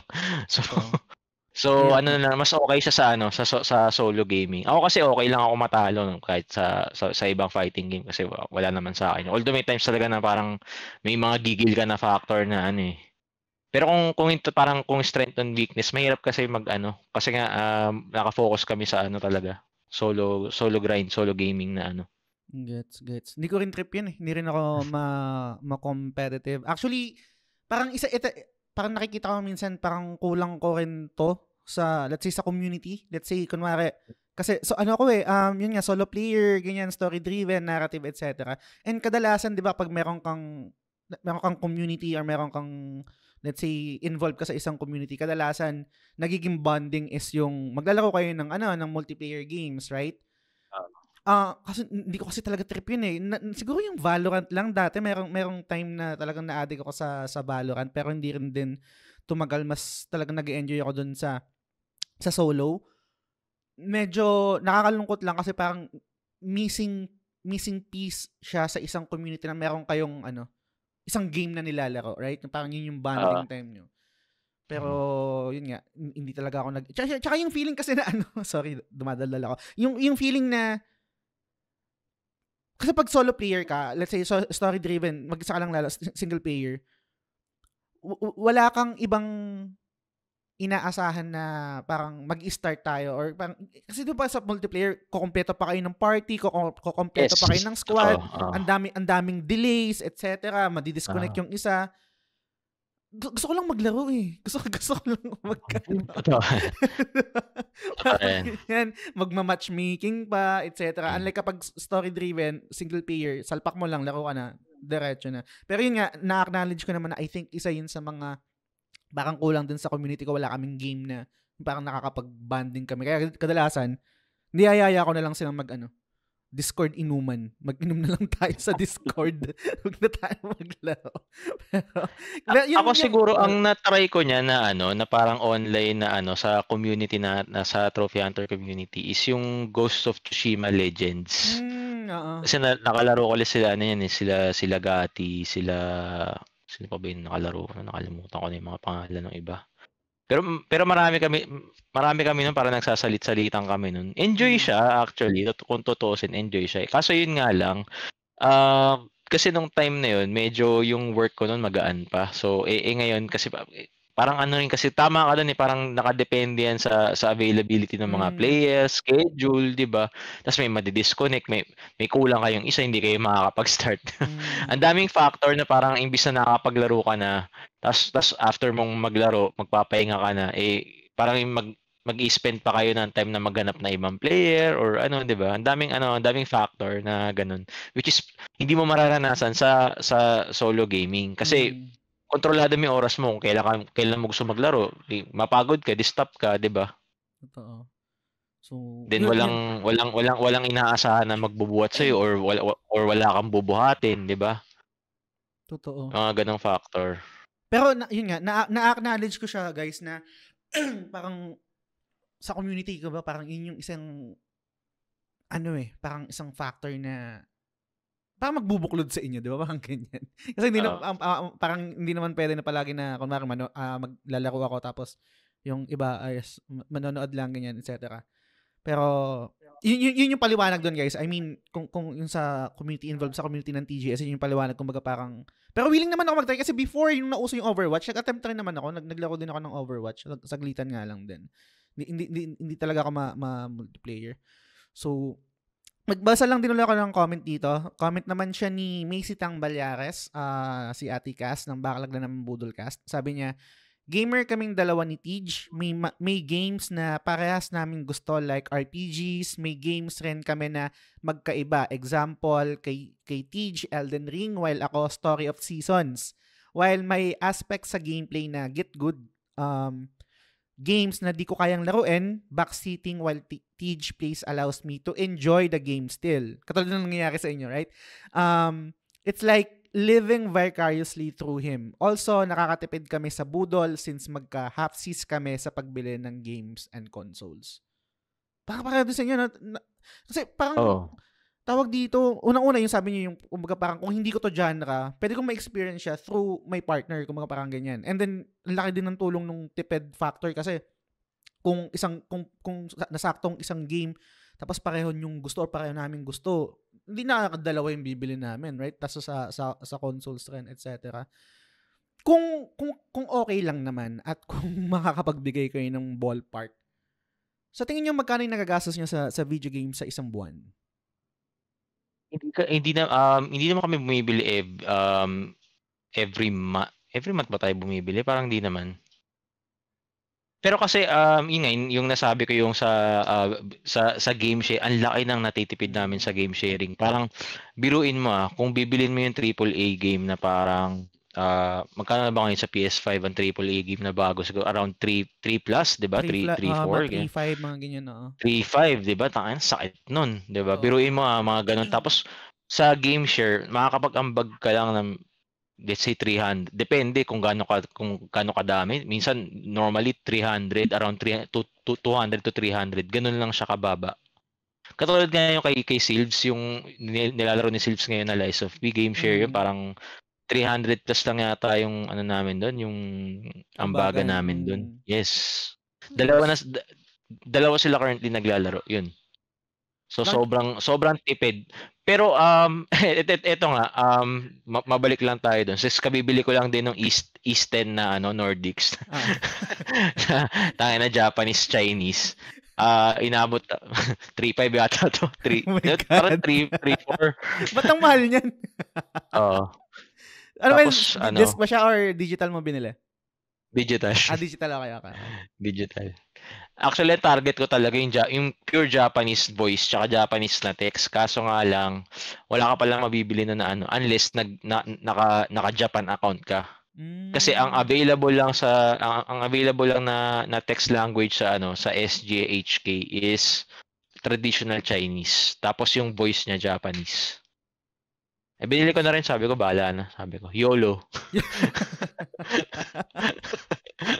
Kaysa magkantay ka pa ang tagal pang ma-localize niyan. Lagi naman silang ganyan. Pero kung monthly, hindi kami bumibiling monthly Para may pagitan. Pero kung katulad nga niyan, kung ako kasi hindi ko alam kung ikaw din just kung kasi ako pag talagang sobrang fan nagfa-fanboy ako sa laro, fini-physical ko siya. Hindi ko alam kung same sa'yo. Merong ganong vibe, pero hindi sa lahat. Kumbaga meron lang talaga akong bias. Kunwari, syempre, Final Fantasy. Physical yan. Matic yan. Matic. Isang beses lang ako nag-digital sa Final Fantasy. Yung sa Final Fantasy Remake. Bakit? Kasi kung tandaan nyo, yun yung pandemic. Nag-pre-order ako noon, tapos parang ang tagal kasi, parang hindi ko alam kung madi-deliver ng data blitz. Hindi ganun kabilis yung nila yung parang yung parang sa commerce nila that time. At na ako malaro. So nag-digital na lang ako, tapos parang pina-refund ko na lang yung pre-order ko sa data blitz. Pero totoo yun, parang I would agree na meron mga games na talagang physical ko, lalo na pag trip ko. So, number 1 yan yung Final Fantasy. Tapos etong parating na bago kasi nga PlayStation fanboy, mag-physical ako sa Spider-Man, ganyan. And yung lastly naman kasi na binili ko na physical, yung parang pinaka-last na nabili ko na physical is yung Octopath Traveler 2. Siguro kasi parang budol kasi to. So parang may voucher, kunwari parang minimum spending mo dapat parang 4,000. Hindi sasakto kapag isa lang yung binili kong game. Kasi 2,000 lang. Xenoblade. So, napagastos ako lalo. So, dalawa binili ko. Xenoblade tsaka yung Octopath Traveler 2 para mag 4,000. Para ma-avail ko yung voucher, parang ganyan. And, gaya ng nasabi mo, di ba, kayo nila sales, meron kayong game sharing. Meron din kasing game sharing doon sa community ko. Parang isa sa mga perks kapag naka-subscribe. Iniisip ko kung parang pwede ko ba siyang gamitin dito. Tapos parang kunwari, syempre, first dibs ako, lalaroin ko muna or parang yung ibang slot malaro sa iba. Iniisip ko din yun. Pero kadalasan kasi ng mga games na parang na-i-include dun sa library ng Nakama Game Access, yun yung parang branding ko dun sa sa library, is may mga may mga supporter kasi na nagdo-donate na parang ito, bilhin mo to. Hindi ko na kayo papangalanan, pero maraming salamat sa inyo.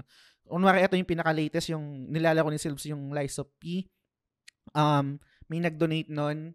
So, yun, ini-include ko siya dun sa library namin. Yung last na binili ko, kasi umalis ako sa Facebook, tapos yung lumipat ako sa Patreon, yung last na payout ko dun sa Facebook, nag-ano ako, ano tawag dito? Nagpa-poll ako sa community kung ano ba yung trip nyo na bibili natin na game. Nilagay ko dun yung Baldur's Gate, Lies of P, ganyan. Tapos Spider-Man, I think Eternates, nilagay ko din dun, Assassin's Creed Mirage. Pero yun, nanalo yung Baldur's Gate 3. Yun yung nanalo sa botohan, so binili ko yun. Kasi wala namang humihiram, walang gumagamit. Walang kumuha. Walang kumuha. Isa lang. Siguro dahil super time sync nun. And inattempt ko din siyang laruin kasi syempre, di ba parang as a gamer and as a content creator, at least kahit paano, gusto mong ma-experience yung mga games na talagang maganda this year para makapag-comment ka, magawan mo ng content run, etc. Kaso mukhang hindi. Dumating na ako sa punto, guys, na na parang acceptance. Hindi ko malalaro lahat ng magagandang games ngayon. Parang ganyan. Totoo yan. Diba? Accept the truth.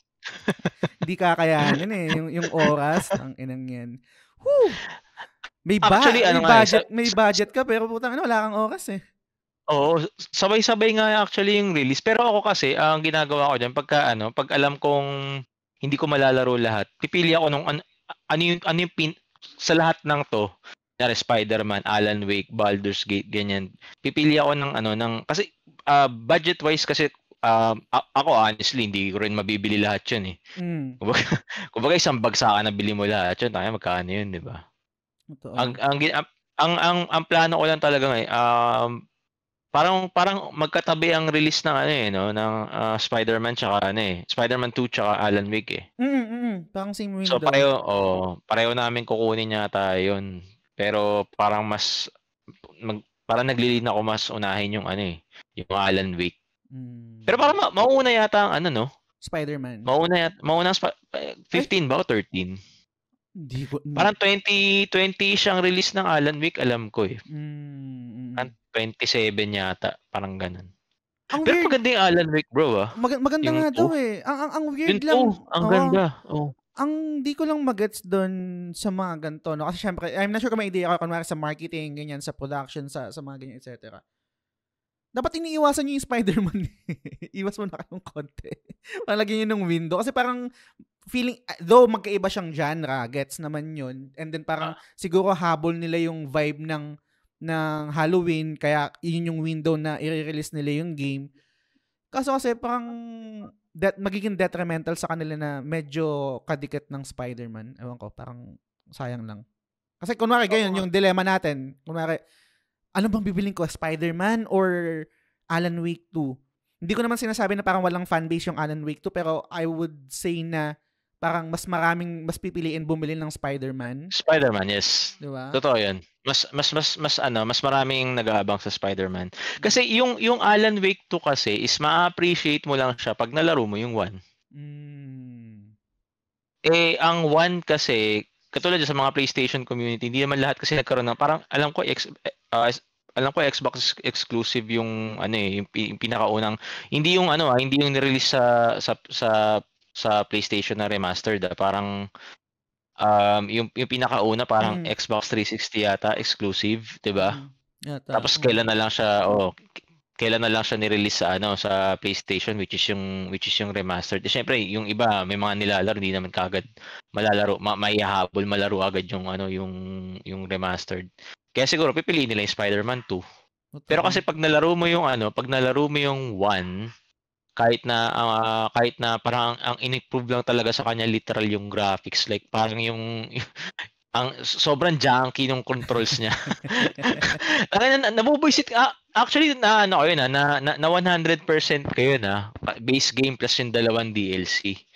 Nabubuisit ako kasi may isang DLC doon na putang ina, pinilit nila yung traversal. Yung parang may umiikot. Parang may mga parang platforming okay. Na tatalong ka sa mga bahay na lumulutang, mga kahoy na lumulutang. Tapos meron pa doon nakakainis na isa na parang yung bahay mismo umiikot na ganun. Oh my God. Tapos sa timingan mo, yung controls niya sobrang junky. Sabi ko napaka-stupid talaga ng gumawa nito. Parang sabi ko, bakit mo gagawin? Yung gameplay kasi ng Alan Wake, 1 na remastered na ano. Kasi wala naman sila binago sa sa mismong engine, sa code ng game. Ganun pa din. Kung gaano siya ka-junky nung Xbox 360 era niya, ganun pa din. Sabi ko, bakit nyo ginawang So iniisip ko na, sabi ko bakit nyo ginawang bakit kayo nag-add ng traversal dito? Kasi ang hirap talaga. Hindi naman super hirap na nakaka-frustrate siya.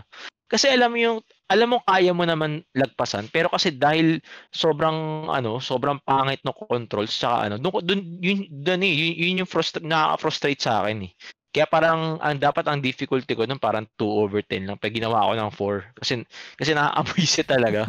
Parang nakailang ulit na ako doon. Hindi siya hindi siya skill issue, hindi siya skill issue kasi yung mismong game na hindi siya meant for traversal eh. Bakit yung inad ng traversal sa sa DLC? Question nung wina 100% mo yan, Ron, yung Alan Wake, humihinga ba si Joy? Wala yan. Nasa work yata siya nun, hindi ko maalala. may tanong ako kasi nasa Halloween tayo, medyo related rin. Si Joy ba or ikaw din, Ron, naglalaro ka din ba ng mga horror, and kung si Joy parang kaya niya ba 'yon? Kung kasi may mga ibang tao na hindi mahilig sa horror, sa mga nakakatakot, sa mga jump scares, etc. Ako hindi, mahina loob ko diyan. Kasi I remember meron kasi din kaming PlayStation VR. Tapos naalala ko yung pinatry niya experience sa akin yung Resident Evil 7 ba yun? Oh my God, nakakatakot yan. Yung Biohazard. Baker House. Na VR. Siguro mga first few minutes, wala na. Yung pala yung mga simpleng crows lang na lumalabas. Papapagano, yoko na. Lalo na yung that time na enter na kami sa bahay. Tapos syempre VR pa. So, ayoko na. Ayoko na. Pero kung yung nanonood ka lang, sorry to cut you, pero kung nanonood ka lang, tapos si Ron yung naglalaro, kaya ba? Kaya naman? Or hindi pa rin? Kaya naman. Siyempre. Basta siya yung may hawak ng controller, okay lang. Talagang tiga-nod lang ako niya. Pero parang nanonood lang ako ng movie, tapos react, ganun. Kaya, basta siya yung naglalaro. Pero pag ako na, hindi. Mabilis nga ako mag-freak out eh. Kahit nga yung mga sa Resident Evil na yung mga boss doon. Sino yung tyrant ba yun? Yung Mr. X? Yun. Mabilis din ako mag-freak out sa mga ganun eh. Basta okay lang sa akin. Basta siya yung naglalaro, hindi ako. Kung balikan ko lang ng mabilis yung Alan Wake. Tama ba yung, kasi hindi ko pa nalalaro yung Alan Wake 1, pero interested din ako dun sa Alan Wake 2 kasi parang interesting siya for me. Horror ba to? Survival horror ba tong Alan Wake? Nakakatakot ba? Scares, etc. More on siya, parang it's kind of leaning into psychological horror siya. Ito yung gusto ko sa ito yung, hindi ko alam kung mag-resonate sa inyo guys. Ito yung gusto ko sa Remedy. I think yung Remedy, kaya nilang mag-create ng takot pero hindi through jump scares. Kasi I remember nung nilaro ko yung Control, hindi siya nakakatakot in a sense na parang Resident Evil or parang Silent Hill. Nakakatakot siya in a sense na hindi mo kasi alam yung nangyayari dun sa mundo ng Control. Meron din akong favorite na nalaro mo ba yung Control, pare? Sorry, baka spoil. Okay. Nalaro ko siya. Na-plot ko na yun. Meron akong favorite scene doon, yung Ashtray Maze ba yun? Tama ba yung memory ko? Ashtray Maze ba yun? Yung meron parang metal na music tapos may mga gumagano na parang platforming. Ay yung Old Gods of Asgard, yung parang nasa siya, yung parang nagshi-shift na yung yung sa paligid mo. Yes, Ang ganda ng part na yun. Alala ko yan.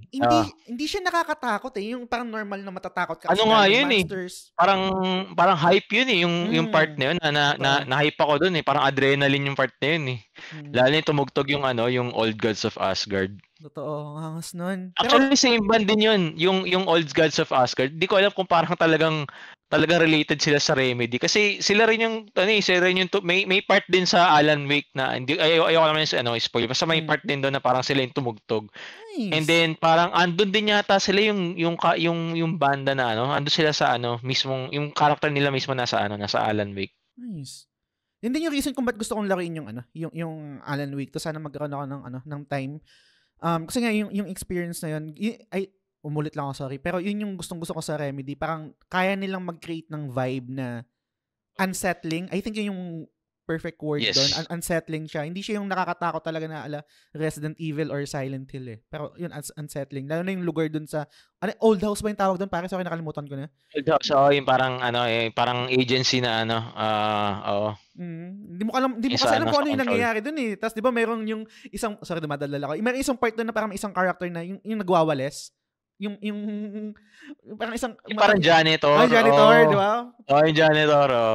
Parang mindfuck nga yung actually parang mindfuck nga. Ako natapos ko na yung Alan Wake and then alam mo yung parang akala mo may grasp ka na do sa story pero parang biglang magkakaroon na eksena, shit, di pala, tangina, so ano yun? Para mapapagano, so anong ibig sabihin nun? Parang ganun, parang kahit natapos ko na yung 2 DLC, parang wala pa rin akong parang complete grasp doon sa story niya. Parang hindi ko alam na parang yung gusto ng devs is parang mag-create ka ng parang theory kung ano talaga yung nangyayari. Parang nakabitin ka sa ere. Pero ako enjoy ko siya. Yes. At saka yung kasi hindi ko alam kung nakita mo yung gameplay nung Alan Wake 2 kasi parang parang may pagka Last of Us Resident Evil vibe na siya nakita mo yung yung deep, makikita mo talaga yung difference nung nung kasi parang 2000 yung parang PS3 Xbox 360 era parang 2010 ba 2011 something ni-release yung yung pinakaunang Alan Wake and then syempre yung current gen na ng mga games ngayon 'di ba na yung layo ang ganda sabi ko. Nakita ko yung Alan Wake ang ganda. Tapos meron pang isang part, hindi naman siguro to spoiler guys, sorry, yung kailangan ko lang i-point out to. Yung sa Control, merong isang part rin doon na super na-amaze ako and yun nga, unsettling is yung may, tama ba? Parang hotel yata yun. Tapos nag-iiba-iba ng position yung mga items or parang merong alam ko yan yung parang yung pupunta ka, yung parang galing ka sa isang room tapos babalik ka doon sa lobby. Tapos pagbalik mo, yan yung part na yan. Mga ganung bagay. Ang galing lang. Anyway, nag-aano ako sa Control. Parang gusto kong balikan, hindi ko pa na-platinum yun And meron siyang DLC rin yata, kung tama yung ko. So, na-plot ko nga siya sa PS4. Nakakapag-sisi lang sabi ko sana pala sa PS5 ko nilaro kasi mas maganda. Ang pangit niya sa PS4 kasi sobrang yung frame drop niya pagka marami yung kalaban. Oo. Tsaka pag madaming elements, di ba, nag-aano ka doon? Ano yun yung parang telekinesis ba yan? Yung skill niya. So, yun. Meron dito last comment si TJ bago natin i-end yung discussion natin. Meron siyang comment na I think super ganda rin. And eto yung parang, for me pag na-imagine ko, isa sa mga magandang perk kapag may partner ka na gamer rin. Sabi ni TJ, nabanggit na din karamihan ni Macy. Si Macy kasi yung kanina yung binasa kong comment. Tapos ito si TJ, mag-asawa kasi sila. Tapos may podcast rin sila. Backlog na naman, budol kasi yung name. Sabi naman ni TJ, nabanggit na din karamihan ni Macy yung sasabihin ko. So yung sa akin, best part about having a gaming partner. May nakaka-relate sa'yo at sa mga nilalaro mo. Mga anong genre pa ng game ang laruin ko. Kasi nung time na nabanggit ko, I think nabanggit ko siya offline rin nung bago tayo mag-record, no. Ayoko rin naman na parang i-force yung partner ko dun sa hobby ko. Kasi parang hindi rin siya okay. What if kung hindi niya talaga trip yun, right?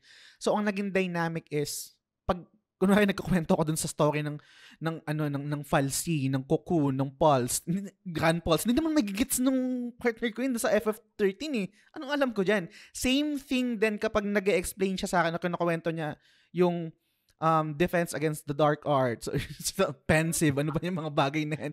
Parang Otterhead pala. mga ganyan. Pero ang maganda doon is kumbaga parang magbibigay ka nilang ng extra effort para at least kahit paano maging interested ka dun sa ganap niya, sa mga interest niya, etc. Pero sa kabilang banda, kung sakaling sinuwerte ka sa RNG tapos yung partner mo is yun nga, nagustuhan rin yung video game, ang ganda, pero ang gandang dynamic kasi meron ka kagad nakaka-relate pag nagkukwento ka, naiintindihan niya kung saan ka nanggaling. Minsan kasi, I'm not sure kung ganun si Ron or ikaw rin, Joy, ganun ka kay Ron. Yung excitement na nararamdaman mo sa video game na nilalaro mo, minsan parang nai-imagine ko na, hindi naman sana siya negative, no? Parang baka isip ang OA naman nito, ba't ganyan ka maka-react sa nilalaro mo? Pero pag gamer ka kasi kadalasan, merong inherent na by default na gets ko kasi naramdaman ko din 'yan. Parang ganun. So, katulad ng nabibigay nyo na example kanina, actually, ang cute nga nun, kung meron kayong video, gusto kong mapanood, gusto kong i-overlay dito na parang pag nakakakuha kayo ng platinum, meron pa kayong sayaw. Diba? Parang gets nyo parang vibe diba? Parang kung ibang couple, parang feeling ko hindi yun uubra or hindi siya magkiklik. Diba? Anong thoughts nyo doon? Come on, siguro, Joy. Sorry.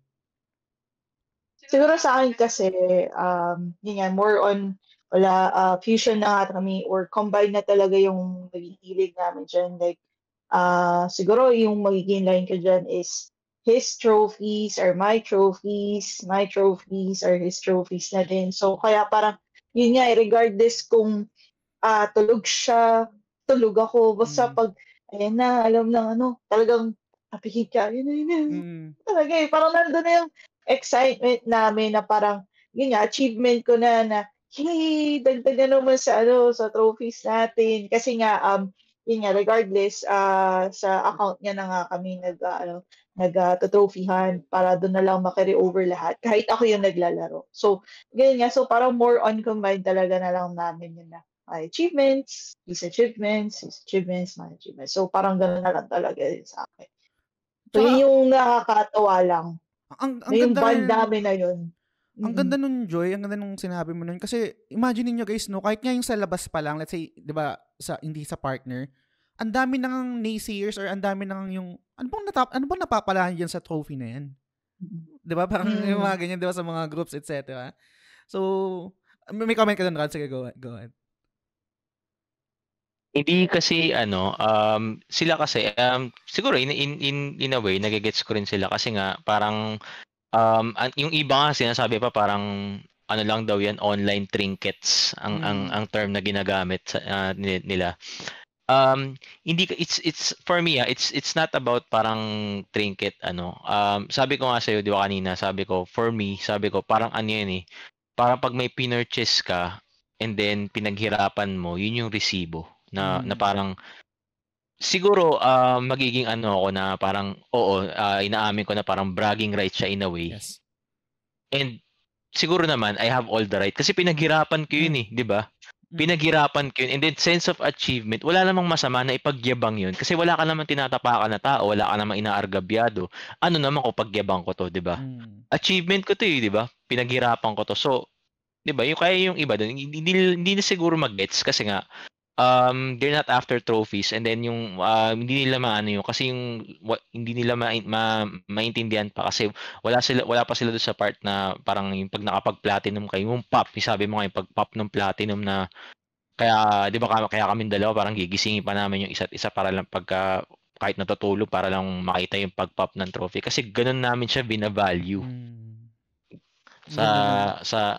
Ganoon namin siya bina-value. So yun, siguro doon sa mga yung thinking nila is parang ay online trinkets ano naman kung ano. It's not about that kasi katulad niyan kami, bonding namin yun. So importante siya sa amin, hindi lang siya online trinket kasi pinaghirapan namin yung pinaghirapan niya, pinaghirapan ko, minsan combined effort. Kaya bina-value namin yun and yes, pinagyayabang namin kasi pinaghirapan namin. Ito, agree ako dyan 100% and ano yan dalawa yung ipupunto ko dyan. Unang-una is yung sinasabi mo na flex na pagyayabang. I think hinge yan doon sa kultura natin before as a gamer. Kasi katarantaduhan na hindi ka nagyayabang na, ay puta, pare, natalo ko si Ozma. Pare, natalo ko si Weapon, si Ultimate Weapon, mga effort na mga ganyan, di ba? Or let's say napalabas ko si Hank or si Tofu, natapos ko siya ng ganyan scenario A, scenario first. Nakuha ko yung Chris Grim sa Castlevania, yung mga ganyan, etc. Before, nagyayabangan tayo ng ganun ng mga bata tayo sa mga computer shop, sa mga computeran. Ang way lang natin to prove that is sa computer shop, dali mo yung memory card mo or kaibigan mo, dalhin mo sa bahay mo. Di ba ganun? Para makita nila. Makita real nila. Time. Ngayon, pakita ko lang sa yung account ko. Tignan mo yung account ko, nandiyan na lahat. Di ba? Parang nakalabas na. And yung sinasabi mo kanina na nagpe-flex or nagyayabang, yes, that's totally fine. I agree na yun nga, yung, kung ganun yung intention natin, na wala namang masama doon. Pero sa kabilang banda, I think nasa receiving end din yun eh. Kasi kung ako, kunwari sa community natin, may nakikita ko na nagpo-post ng ganun, hindi ko siya nararamdaman na yabang eh. Nai-inspire pa ako eh. Na, putang ina, diba, na platinum mo yan? Gusto ko rin. Di ba parang bilis, kaya makikita mo tayo na parang kalalabas pa lang, tapos parang kinabukas. Katulad ni si Edzar, grabe yun, ang bilis nun. Parang siya isa rin yata yung nanalo sa sa Final Fantasy 16 na kasali sana ako doon, kaso nandun ako sa baba.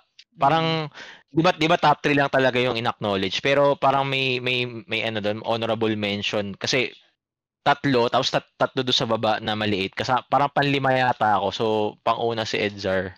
Tapos may yung pangalawa yata rin from PlayStation Trophy Hunters Philippines, hindi ko lang maalala kung sino. Tapos yun pang-lima ako. So parang sabi ko, 'di ba? Parang hindi ka maiinis eh. Kumbaga kayo na bilis, grabe naman to, sabi. Parang ako initial reaction, hindi naman not in a negative way, parang tinatanong ko, sabi ko, matutulog pa ba to? Di ba? Ganun siya ka-dedicated na makuha agad din. Parang, kaya sabi ko, congrats bro. Sabi ko, bilis Sabi ko, grabe. Sabi ko. Totoo. Di ba? Tsaka yung sige, sorry, go. Sorry. Parang i-add ko lang din. And then, nasa kanya lahat ng right na ipagyabang yun. Kasi, pinaghirapan niya yun para ma-achieve niya agad. So, 'di ba? Wag tayong parang talangka na parang pag may inis kayo, yun naman, 'di ba? Yun naman, ganyan, 'di ba? Malamang shinortcut niya ganun. Hindi, dapat parang support na lang natin, 'di ba? Totoo. Meron ka ng thoughts, Joy? Ano ba sa pag sa pagpa-plat? Sa pagpa-plat. Ganun lang. Syempre, actually, yun nga kapag agree din ako, kapag ako din nakikita ko may nagpo-post ng plat, parang gusto ko ulit mag-start na mag-trophy. Kasi meron talagang either time na wala ako sa mood maglaro. More on nag-aalala ako kasi ako ng The Sims eh. The Sims lang ako sa PC, ganyan. Para chill game lang, ganun. Tapos, ayun. Pero pag nakita ka nagpa-plat, parang ka ulit mag-plat. Ganun. Pero mga short plat lang, ganyan. Nakaka-engganyo rin eh. Sorry, i-add ko rin pala, aside sa gaming, ngayon ko lang naalala. Kasi nagbi-build din siya ng mga Gundam. So, yan, yung mga figurize, Gundams, yan, sinusuportahan ko siya. And may one point na, in a way, na parang nagiging sekretary ako, konti ka abot ng runners, ng mga pocket. Ayan. Sa yung part, ganito na yan. Ito, ayan. Pero tapos na experience ko yan, nakabuild din ako ng isang figurize. Yan, yung mga ganon. Nice. Sorry, naalala ko lang. ang ganda rin yung hobby niyan. Minsan, pag yung gusto kong ano tawag dito? Detox ba yung tawag doon? Sa digital world? Yun, nag-assemble ako ng mga plastic model. Actually, meron akong parang yung nakasube, na parang pag anytime na gusto kong mag-detox sa video games, sa social media, yun, i-assemble ko yung plastic model na yun. Kasi, for sure na-experience mo to, Ron. Kapag nag-assemble kasi parang zen mode, yung parang nakaka-relax ka, di ba? Parang, yes. Di mo namamalayan, 8 hours na ako nag-assemble dito. Masakit lang sa masakit lang sa likod, sa balakang. Pero hindi ako advanced na builder kasi kumbaga parang meron yung pag nagkakat ka may mga sobra-sobra pa, hindi ako nagliliya. Yung lang parang buo-buo lang, parang ganun lang. Pero snap build lang. Snap build ganyan. So, yun siguro na lang bago natin tapusin yung discussion natin, most likely baka may nakalimutan ako dito. Maalala ko siguro pag pag ini-edit ko na. Pero sa ngayon, bago natin tapusin yung episode natin, Ron and Joy, ano sa tingin niyo yung parang masasabi niyo or mabibigay niyo na advice sa mga couple na, let's say, couple na pareho silang gamer, and then yung isa naman is, isa lang yung gamer, yung kunwari yung partner niya na lalaki o yung babae, tapos iba yung hobby ng isa. Kumbaga parang ano yung mabibigay niyo na advice sa kanila na paano mag-work or paano mag-navigate through their relationship na involve yung gaming? Siguro mauna na ako sumagot kay Joy. Sige. Siguro unahin ko yung couple na isang gamer tapos yung isa hindi. Siguro katulad nung parang yung parang scenario mo dati sa ex mo, sa ex-girlfriend mo siguro. Siguro ang masasabi ko lang doon is parang you don't have to like naman yung hobby ng isa. All you have to do siguro is pag nagkukwento siya is make an effort to listen and then acknowledge siguro. Hindi yung parang parang kukontrahin mo agad siya na pakialam ko diyan, hindi ko naman alam naglalaro ba ako ganun. Learn to at least listen and then acknowledge, oo nga, mukhang maganda yung kaso hindi ako naglalaro pero mukhang maganda yung story, 'di ba? That's one example of listening and then acknowledging based on sa information na binigay sa'yo. Again, hindi mo naman kailangang gustuhin yung kung ano yung gusto niya kasi hindi mo naman pwedeng ipilit yan although na pag-aaralan yan, siguro pagka na-experience na makalaro ng hopefully, fingers crossed na magustuhan din niya. Pero hindi mo pwedeng ipilit yan. Hindi, laruin mo muna kasi hindi mo naman pwedeng ipilit yun na ayaw ko 'di ba? Hindi mo pwedeng ipilit, 'di ba? So, yun na, siguro ma-advise ko yan, listen, acknowledge, wag niyong barahin. Kasi yung iba parang binabara agad Wag niyo, listen, acknowledge lang. And then dun sa siguro sa parehong gamers siguro, keep on keeping on siguro. sobrang hindi ko sinasabi super rare pero siguro in a sense parang rare pa din naman na magkaroon ng ganong setup na pareho kayo ng hobby na na katulad namin dalawa, 'di ba? So yun lang, siguro less parang yung mga bagay na pwede niyo naman pag-usapan na katulad ng pera, 'di ba, na kung yung hobby niyo is wag niyo isipin yun, basta ang isipin niyo lang is kunyari kung gusto niyo bumili ng laro, kung may extra, bilhin niyo. Hindi naman kailangan na kailangan ganito na pera ko ganun. Tapos kumbaga wag niyong wag niyo sabihin na parang pera ko to. Pera niyo 'yan Lalo na kung mag-asawa na kayo, 'di ba? Kung may sobra, bilhin niyo. Kung kaya bilhin niyo. Kasi yung luho na hindi mo naman kumbaga tatabi ka na magtatabi ng pera ng hindi naman natin masabi yung buhay knock on wood, 'di ba? So, as long as nandito tayo, kung ano yung ma-enjoy natin, enjoy lang natin. And kung kaya naman, yes, go for it. Yun lang yung sa akin. Ganda nun. Sige, naman si Joy. Iwas overcooked din. Din naman sa gamer, tsaka sa non-gamer, siguro sa akin, yun nga, not necessarily kailangan mong laruin din or kailangan mong i-force na gusto pero at least learn to be interested pa rin naman kahit papaano, make an effort. Tapos, kumbaga give and take.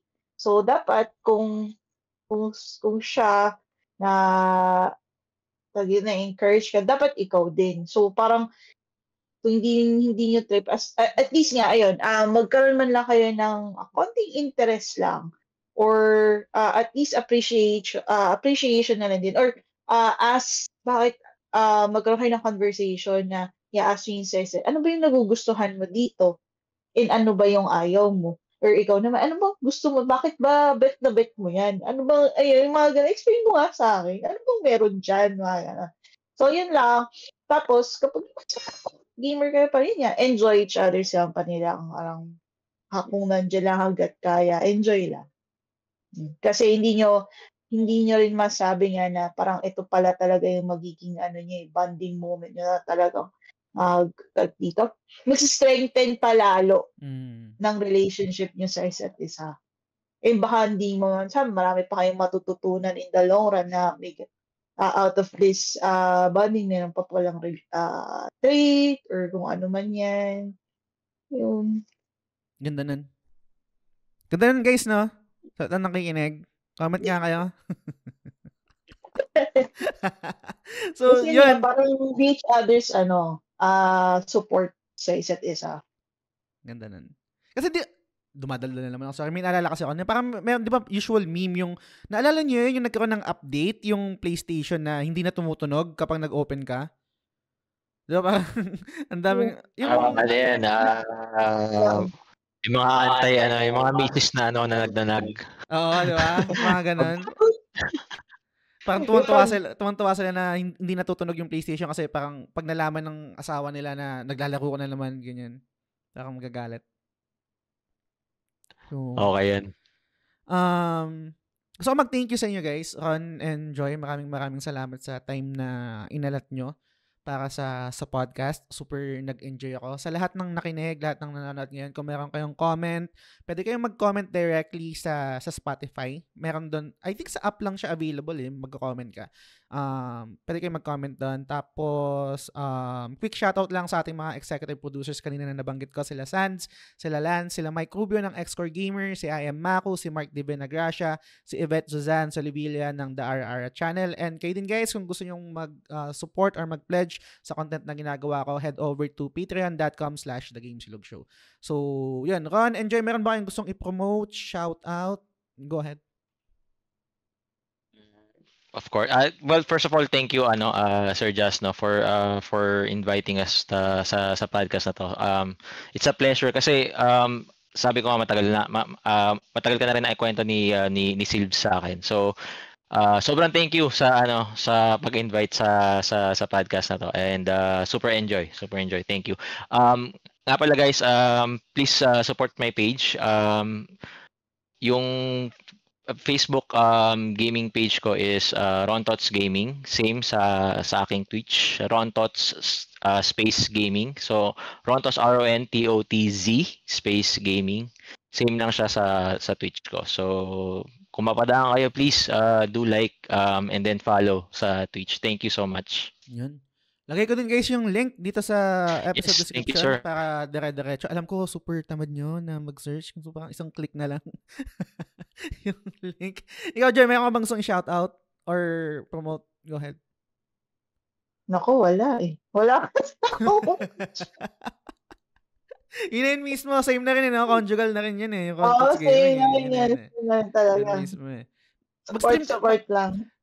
Pwede bang mag-stream kayo pag ipa-platinum tapos yun nga sasayaw kayo yung nabanggit nyo kanina na Pwede ba yan? Sige, try namin i-record minsan. Kasi minsan talagang kahit groggy. Yan na. Ang may naisip ako na content. Siyempre parang hindi na magagawa, no? Parang yung i-record nyo lahat ng platinum na sinayawan nyo ng ganun. Oo, man. Tapos parang ita-time-lapse na parang montage na each platinum na nakuha nyo, di ba? Anyway, yun. Again, guys, maraming salamat sa time nyo. Super nag-enjoy ako. Sana sa susunod ulit, kung sakali meron topic na may isip, tapos I think parang okay kayo, sana okay pa rin kayo na mag-accept ng invitation ko para sa podcast. And yun, guys, maraming salamat guys sa pakikinig, sa panonood hanggang sa susunod na episode ulit. Bye. Thank you so much. Bye. Thank you.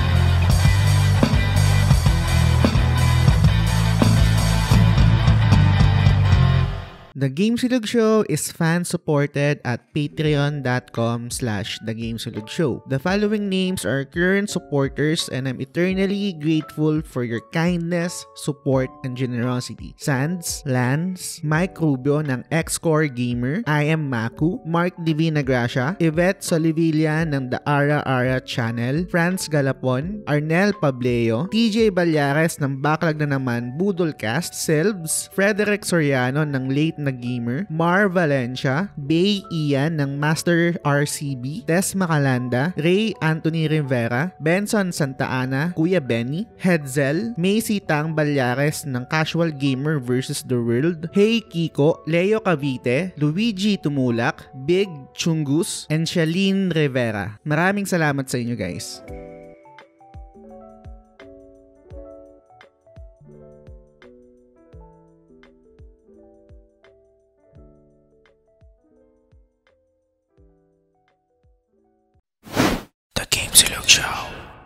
It's not really meant for para dun sa contest na yun kasi si Joy kasi naisip niya na ano ba natin yun? I'm not sure if anniversary ba natin or monthsary natin. Teka, mag-meet ako. Ano yun, birthday ko yun. Tapos, parang, wala lang, for my birthday, gusto ko mag-ano tayo, yung, kasi nauso yung self-studio photo shoot. Yung mga photo booths na, yan, yung mismo yung mag-ooperate nung, parang, dito, yung may button. Kasi, parang for the photo. Tapos yun lang, nagkaroon lang ako ng idea, dalhin natin yung PS5 controllers. Tapos, wala lang yun. Post-post lang kami. Ko lang. Kami lang ng birthday. Stig, akala ko yung ganyan, syempre medyo skeptical. Kumaga parang inisip ko, totoo bang may mga nanalo sa mga gantong raffle? Parang, and yung syempre yung sa'yo, syempre yun nga, totoo na may nananalo. Tapos yung sa akin din, nanalo rin ako dun kay Alodia, yun nga lang medyo minalas kasi tangina nawala yung passport ko. Kaya hindi ako nakasama dun sa yung meet and greet kay sir. Oo. Hindi ako nakasama dun sa meet and greet kay ano pa na ito, kay Yoshi P. Pero Saan yun sir? Sa ano ba? Singapore or somewhere ba? Malaysia yata siya. Malaysia. Malaysia. Sayang. Nakita ko nga yun, parang naging topic na pinag-uusapan namin yung nila Silves dun sa namin, sa JC namin. Sabi namin, swerte ni Sakto pa, parang hindi ko na maalala kung ano yung eksakto. Alam ko parang nag-comment pa nga si Silves no na, pare, parang prepare mo na yung mga docs mo, ganyan. Tapos pero ano yun, sir? If ever na naasikaso mo siya, ano siya? All expense paid siya? May hotel. Siguro yung pagkain lang yung wala. Yung airfare, yun. Bayad rin. Kasi siguro kasalanan ko din, ang bobo ko din. Kasi tawag dito, galing kasi ng pandemic. Siyempre nung pandemic, hindi mo, kung may kailangang ID, hindi naman passport yung yung dadalhin mo . Di ba nasa bahay lang siya? And hindi rin naman ako nag-travel nun. So parang kampante ako na yung passport ko. Nandun lang sa mga documents ko. Pag-check ko nung documents ko, wala dun yung passport ko. Wala na. Hindi ko na hassle lang. Sayang. Next time, no? Baka sinumuka na yung ko. Mamimit ko. Okay, wait lang. Okay.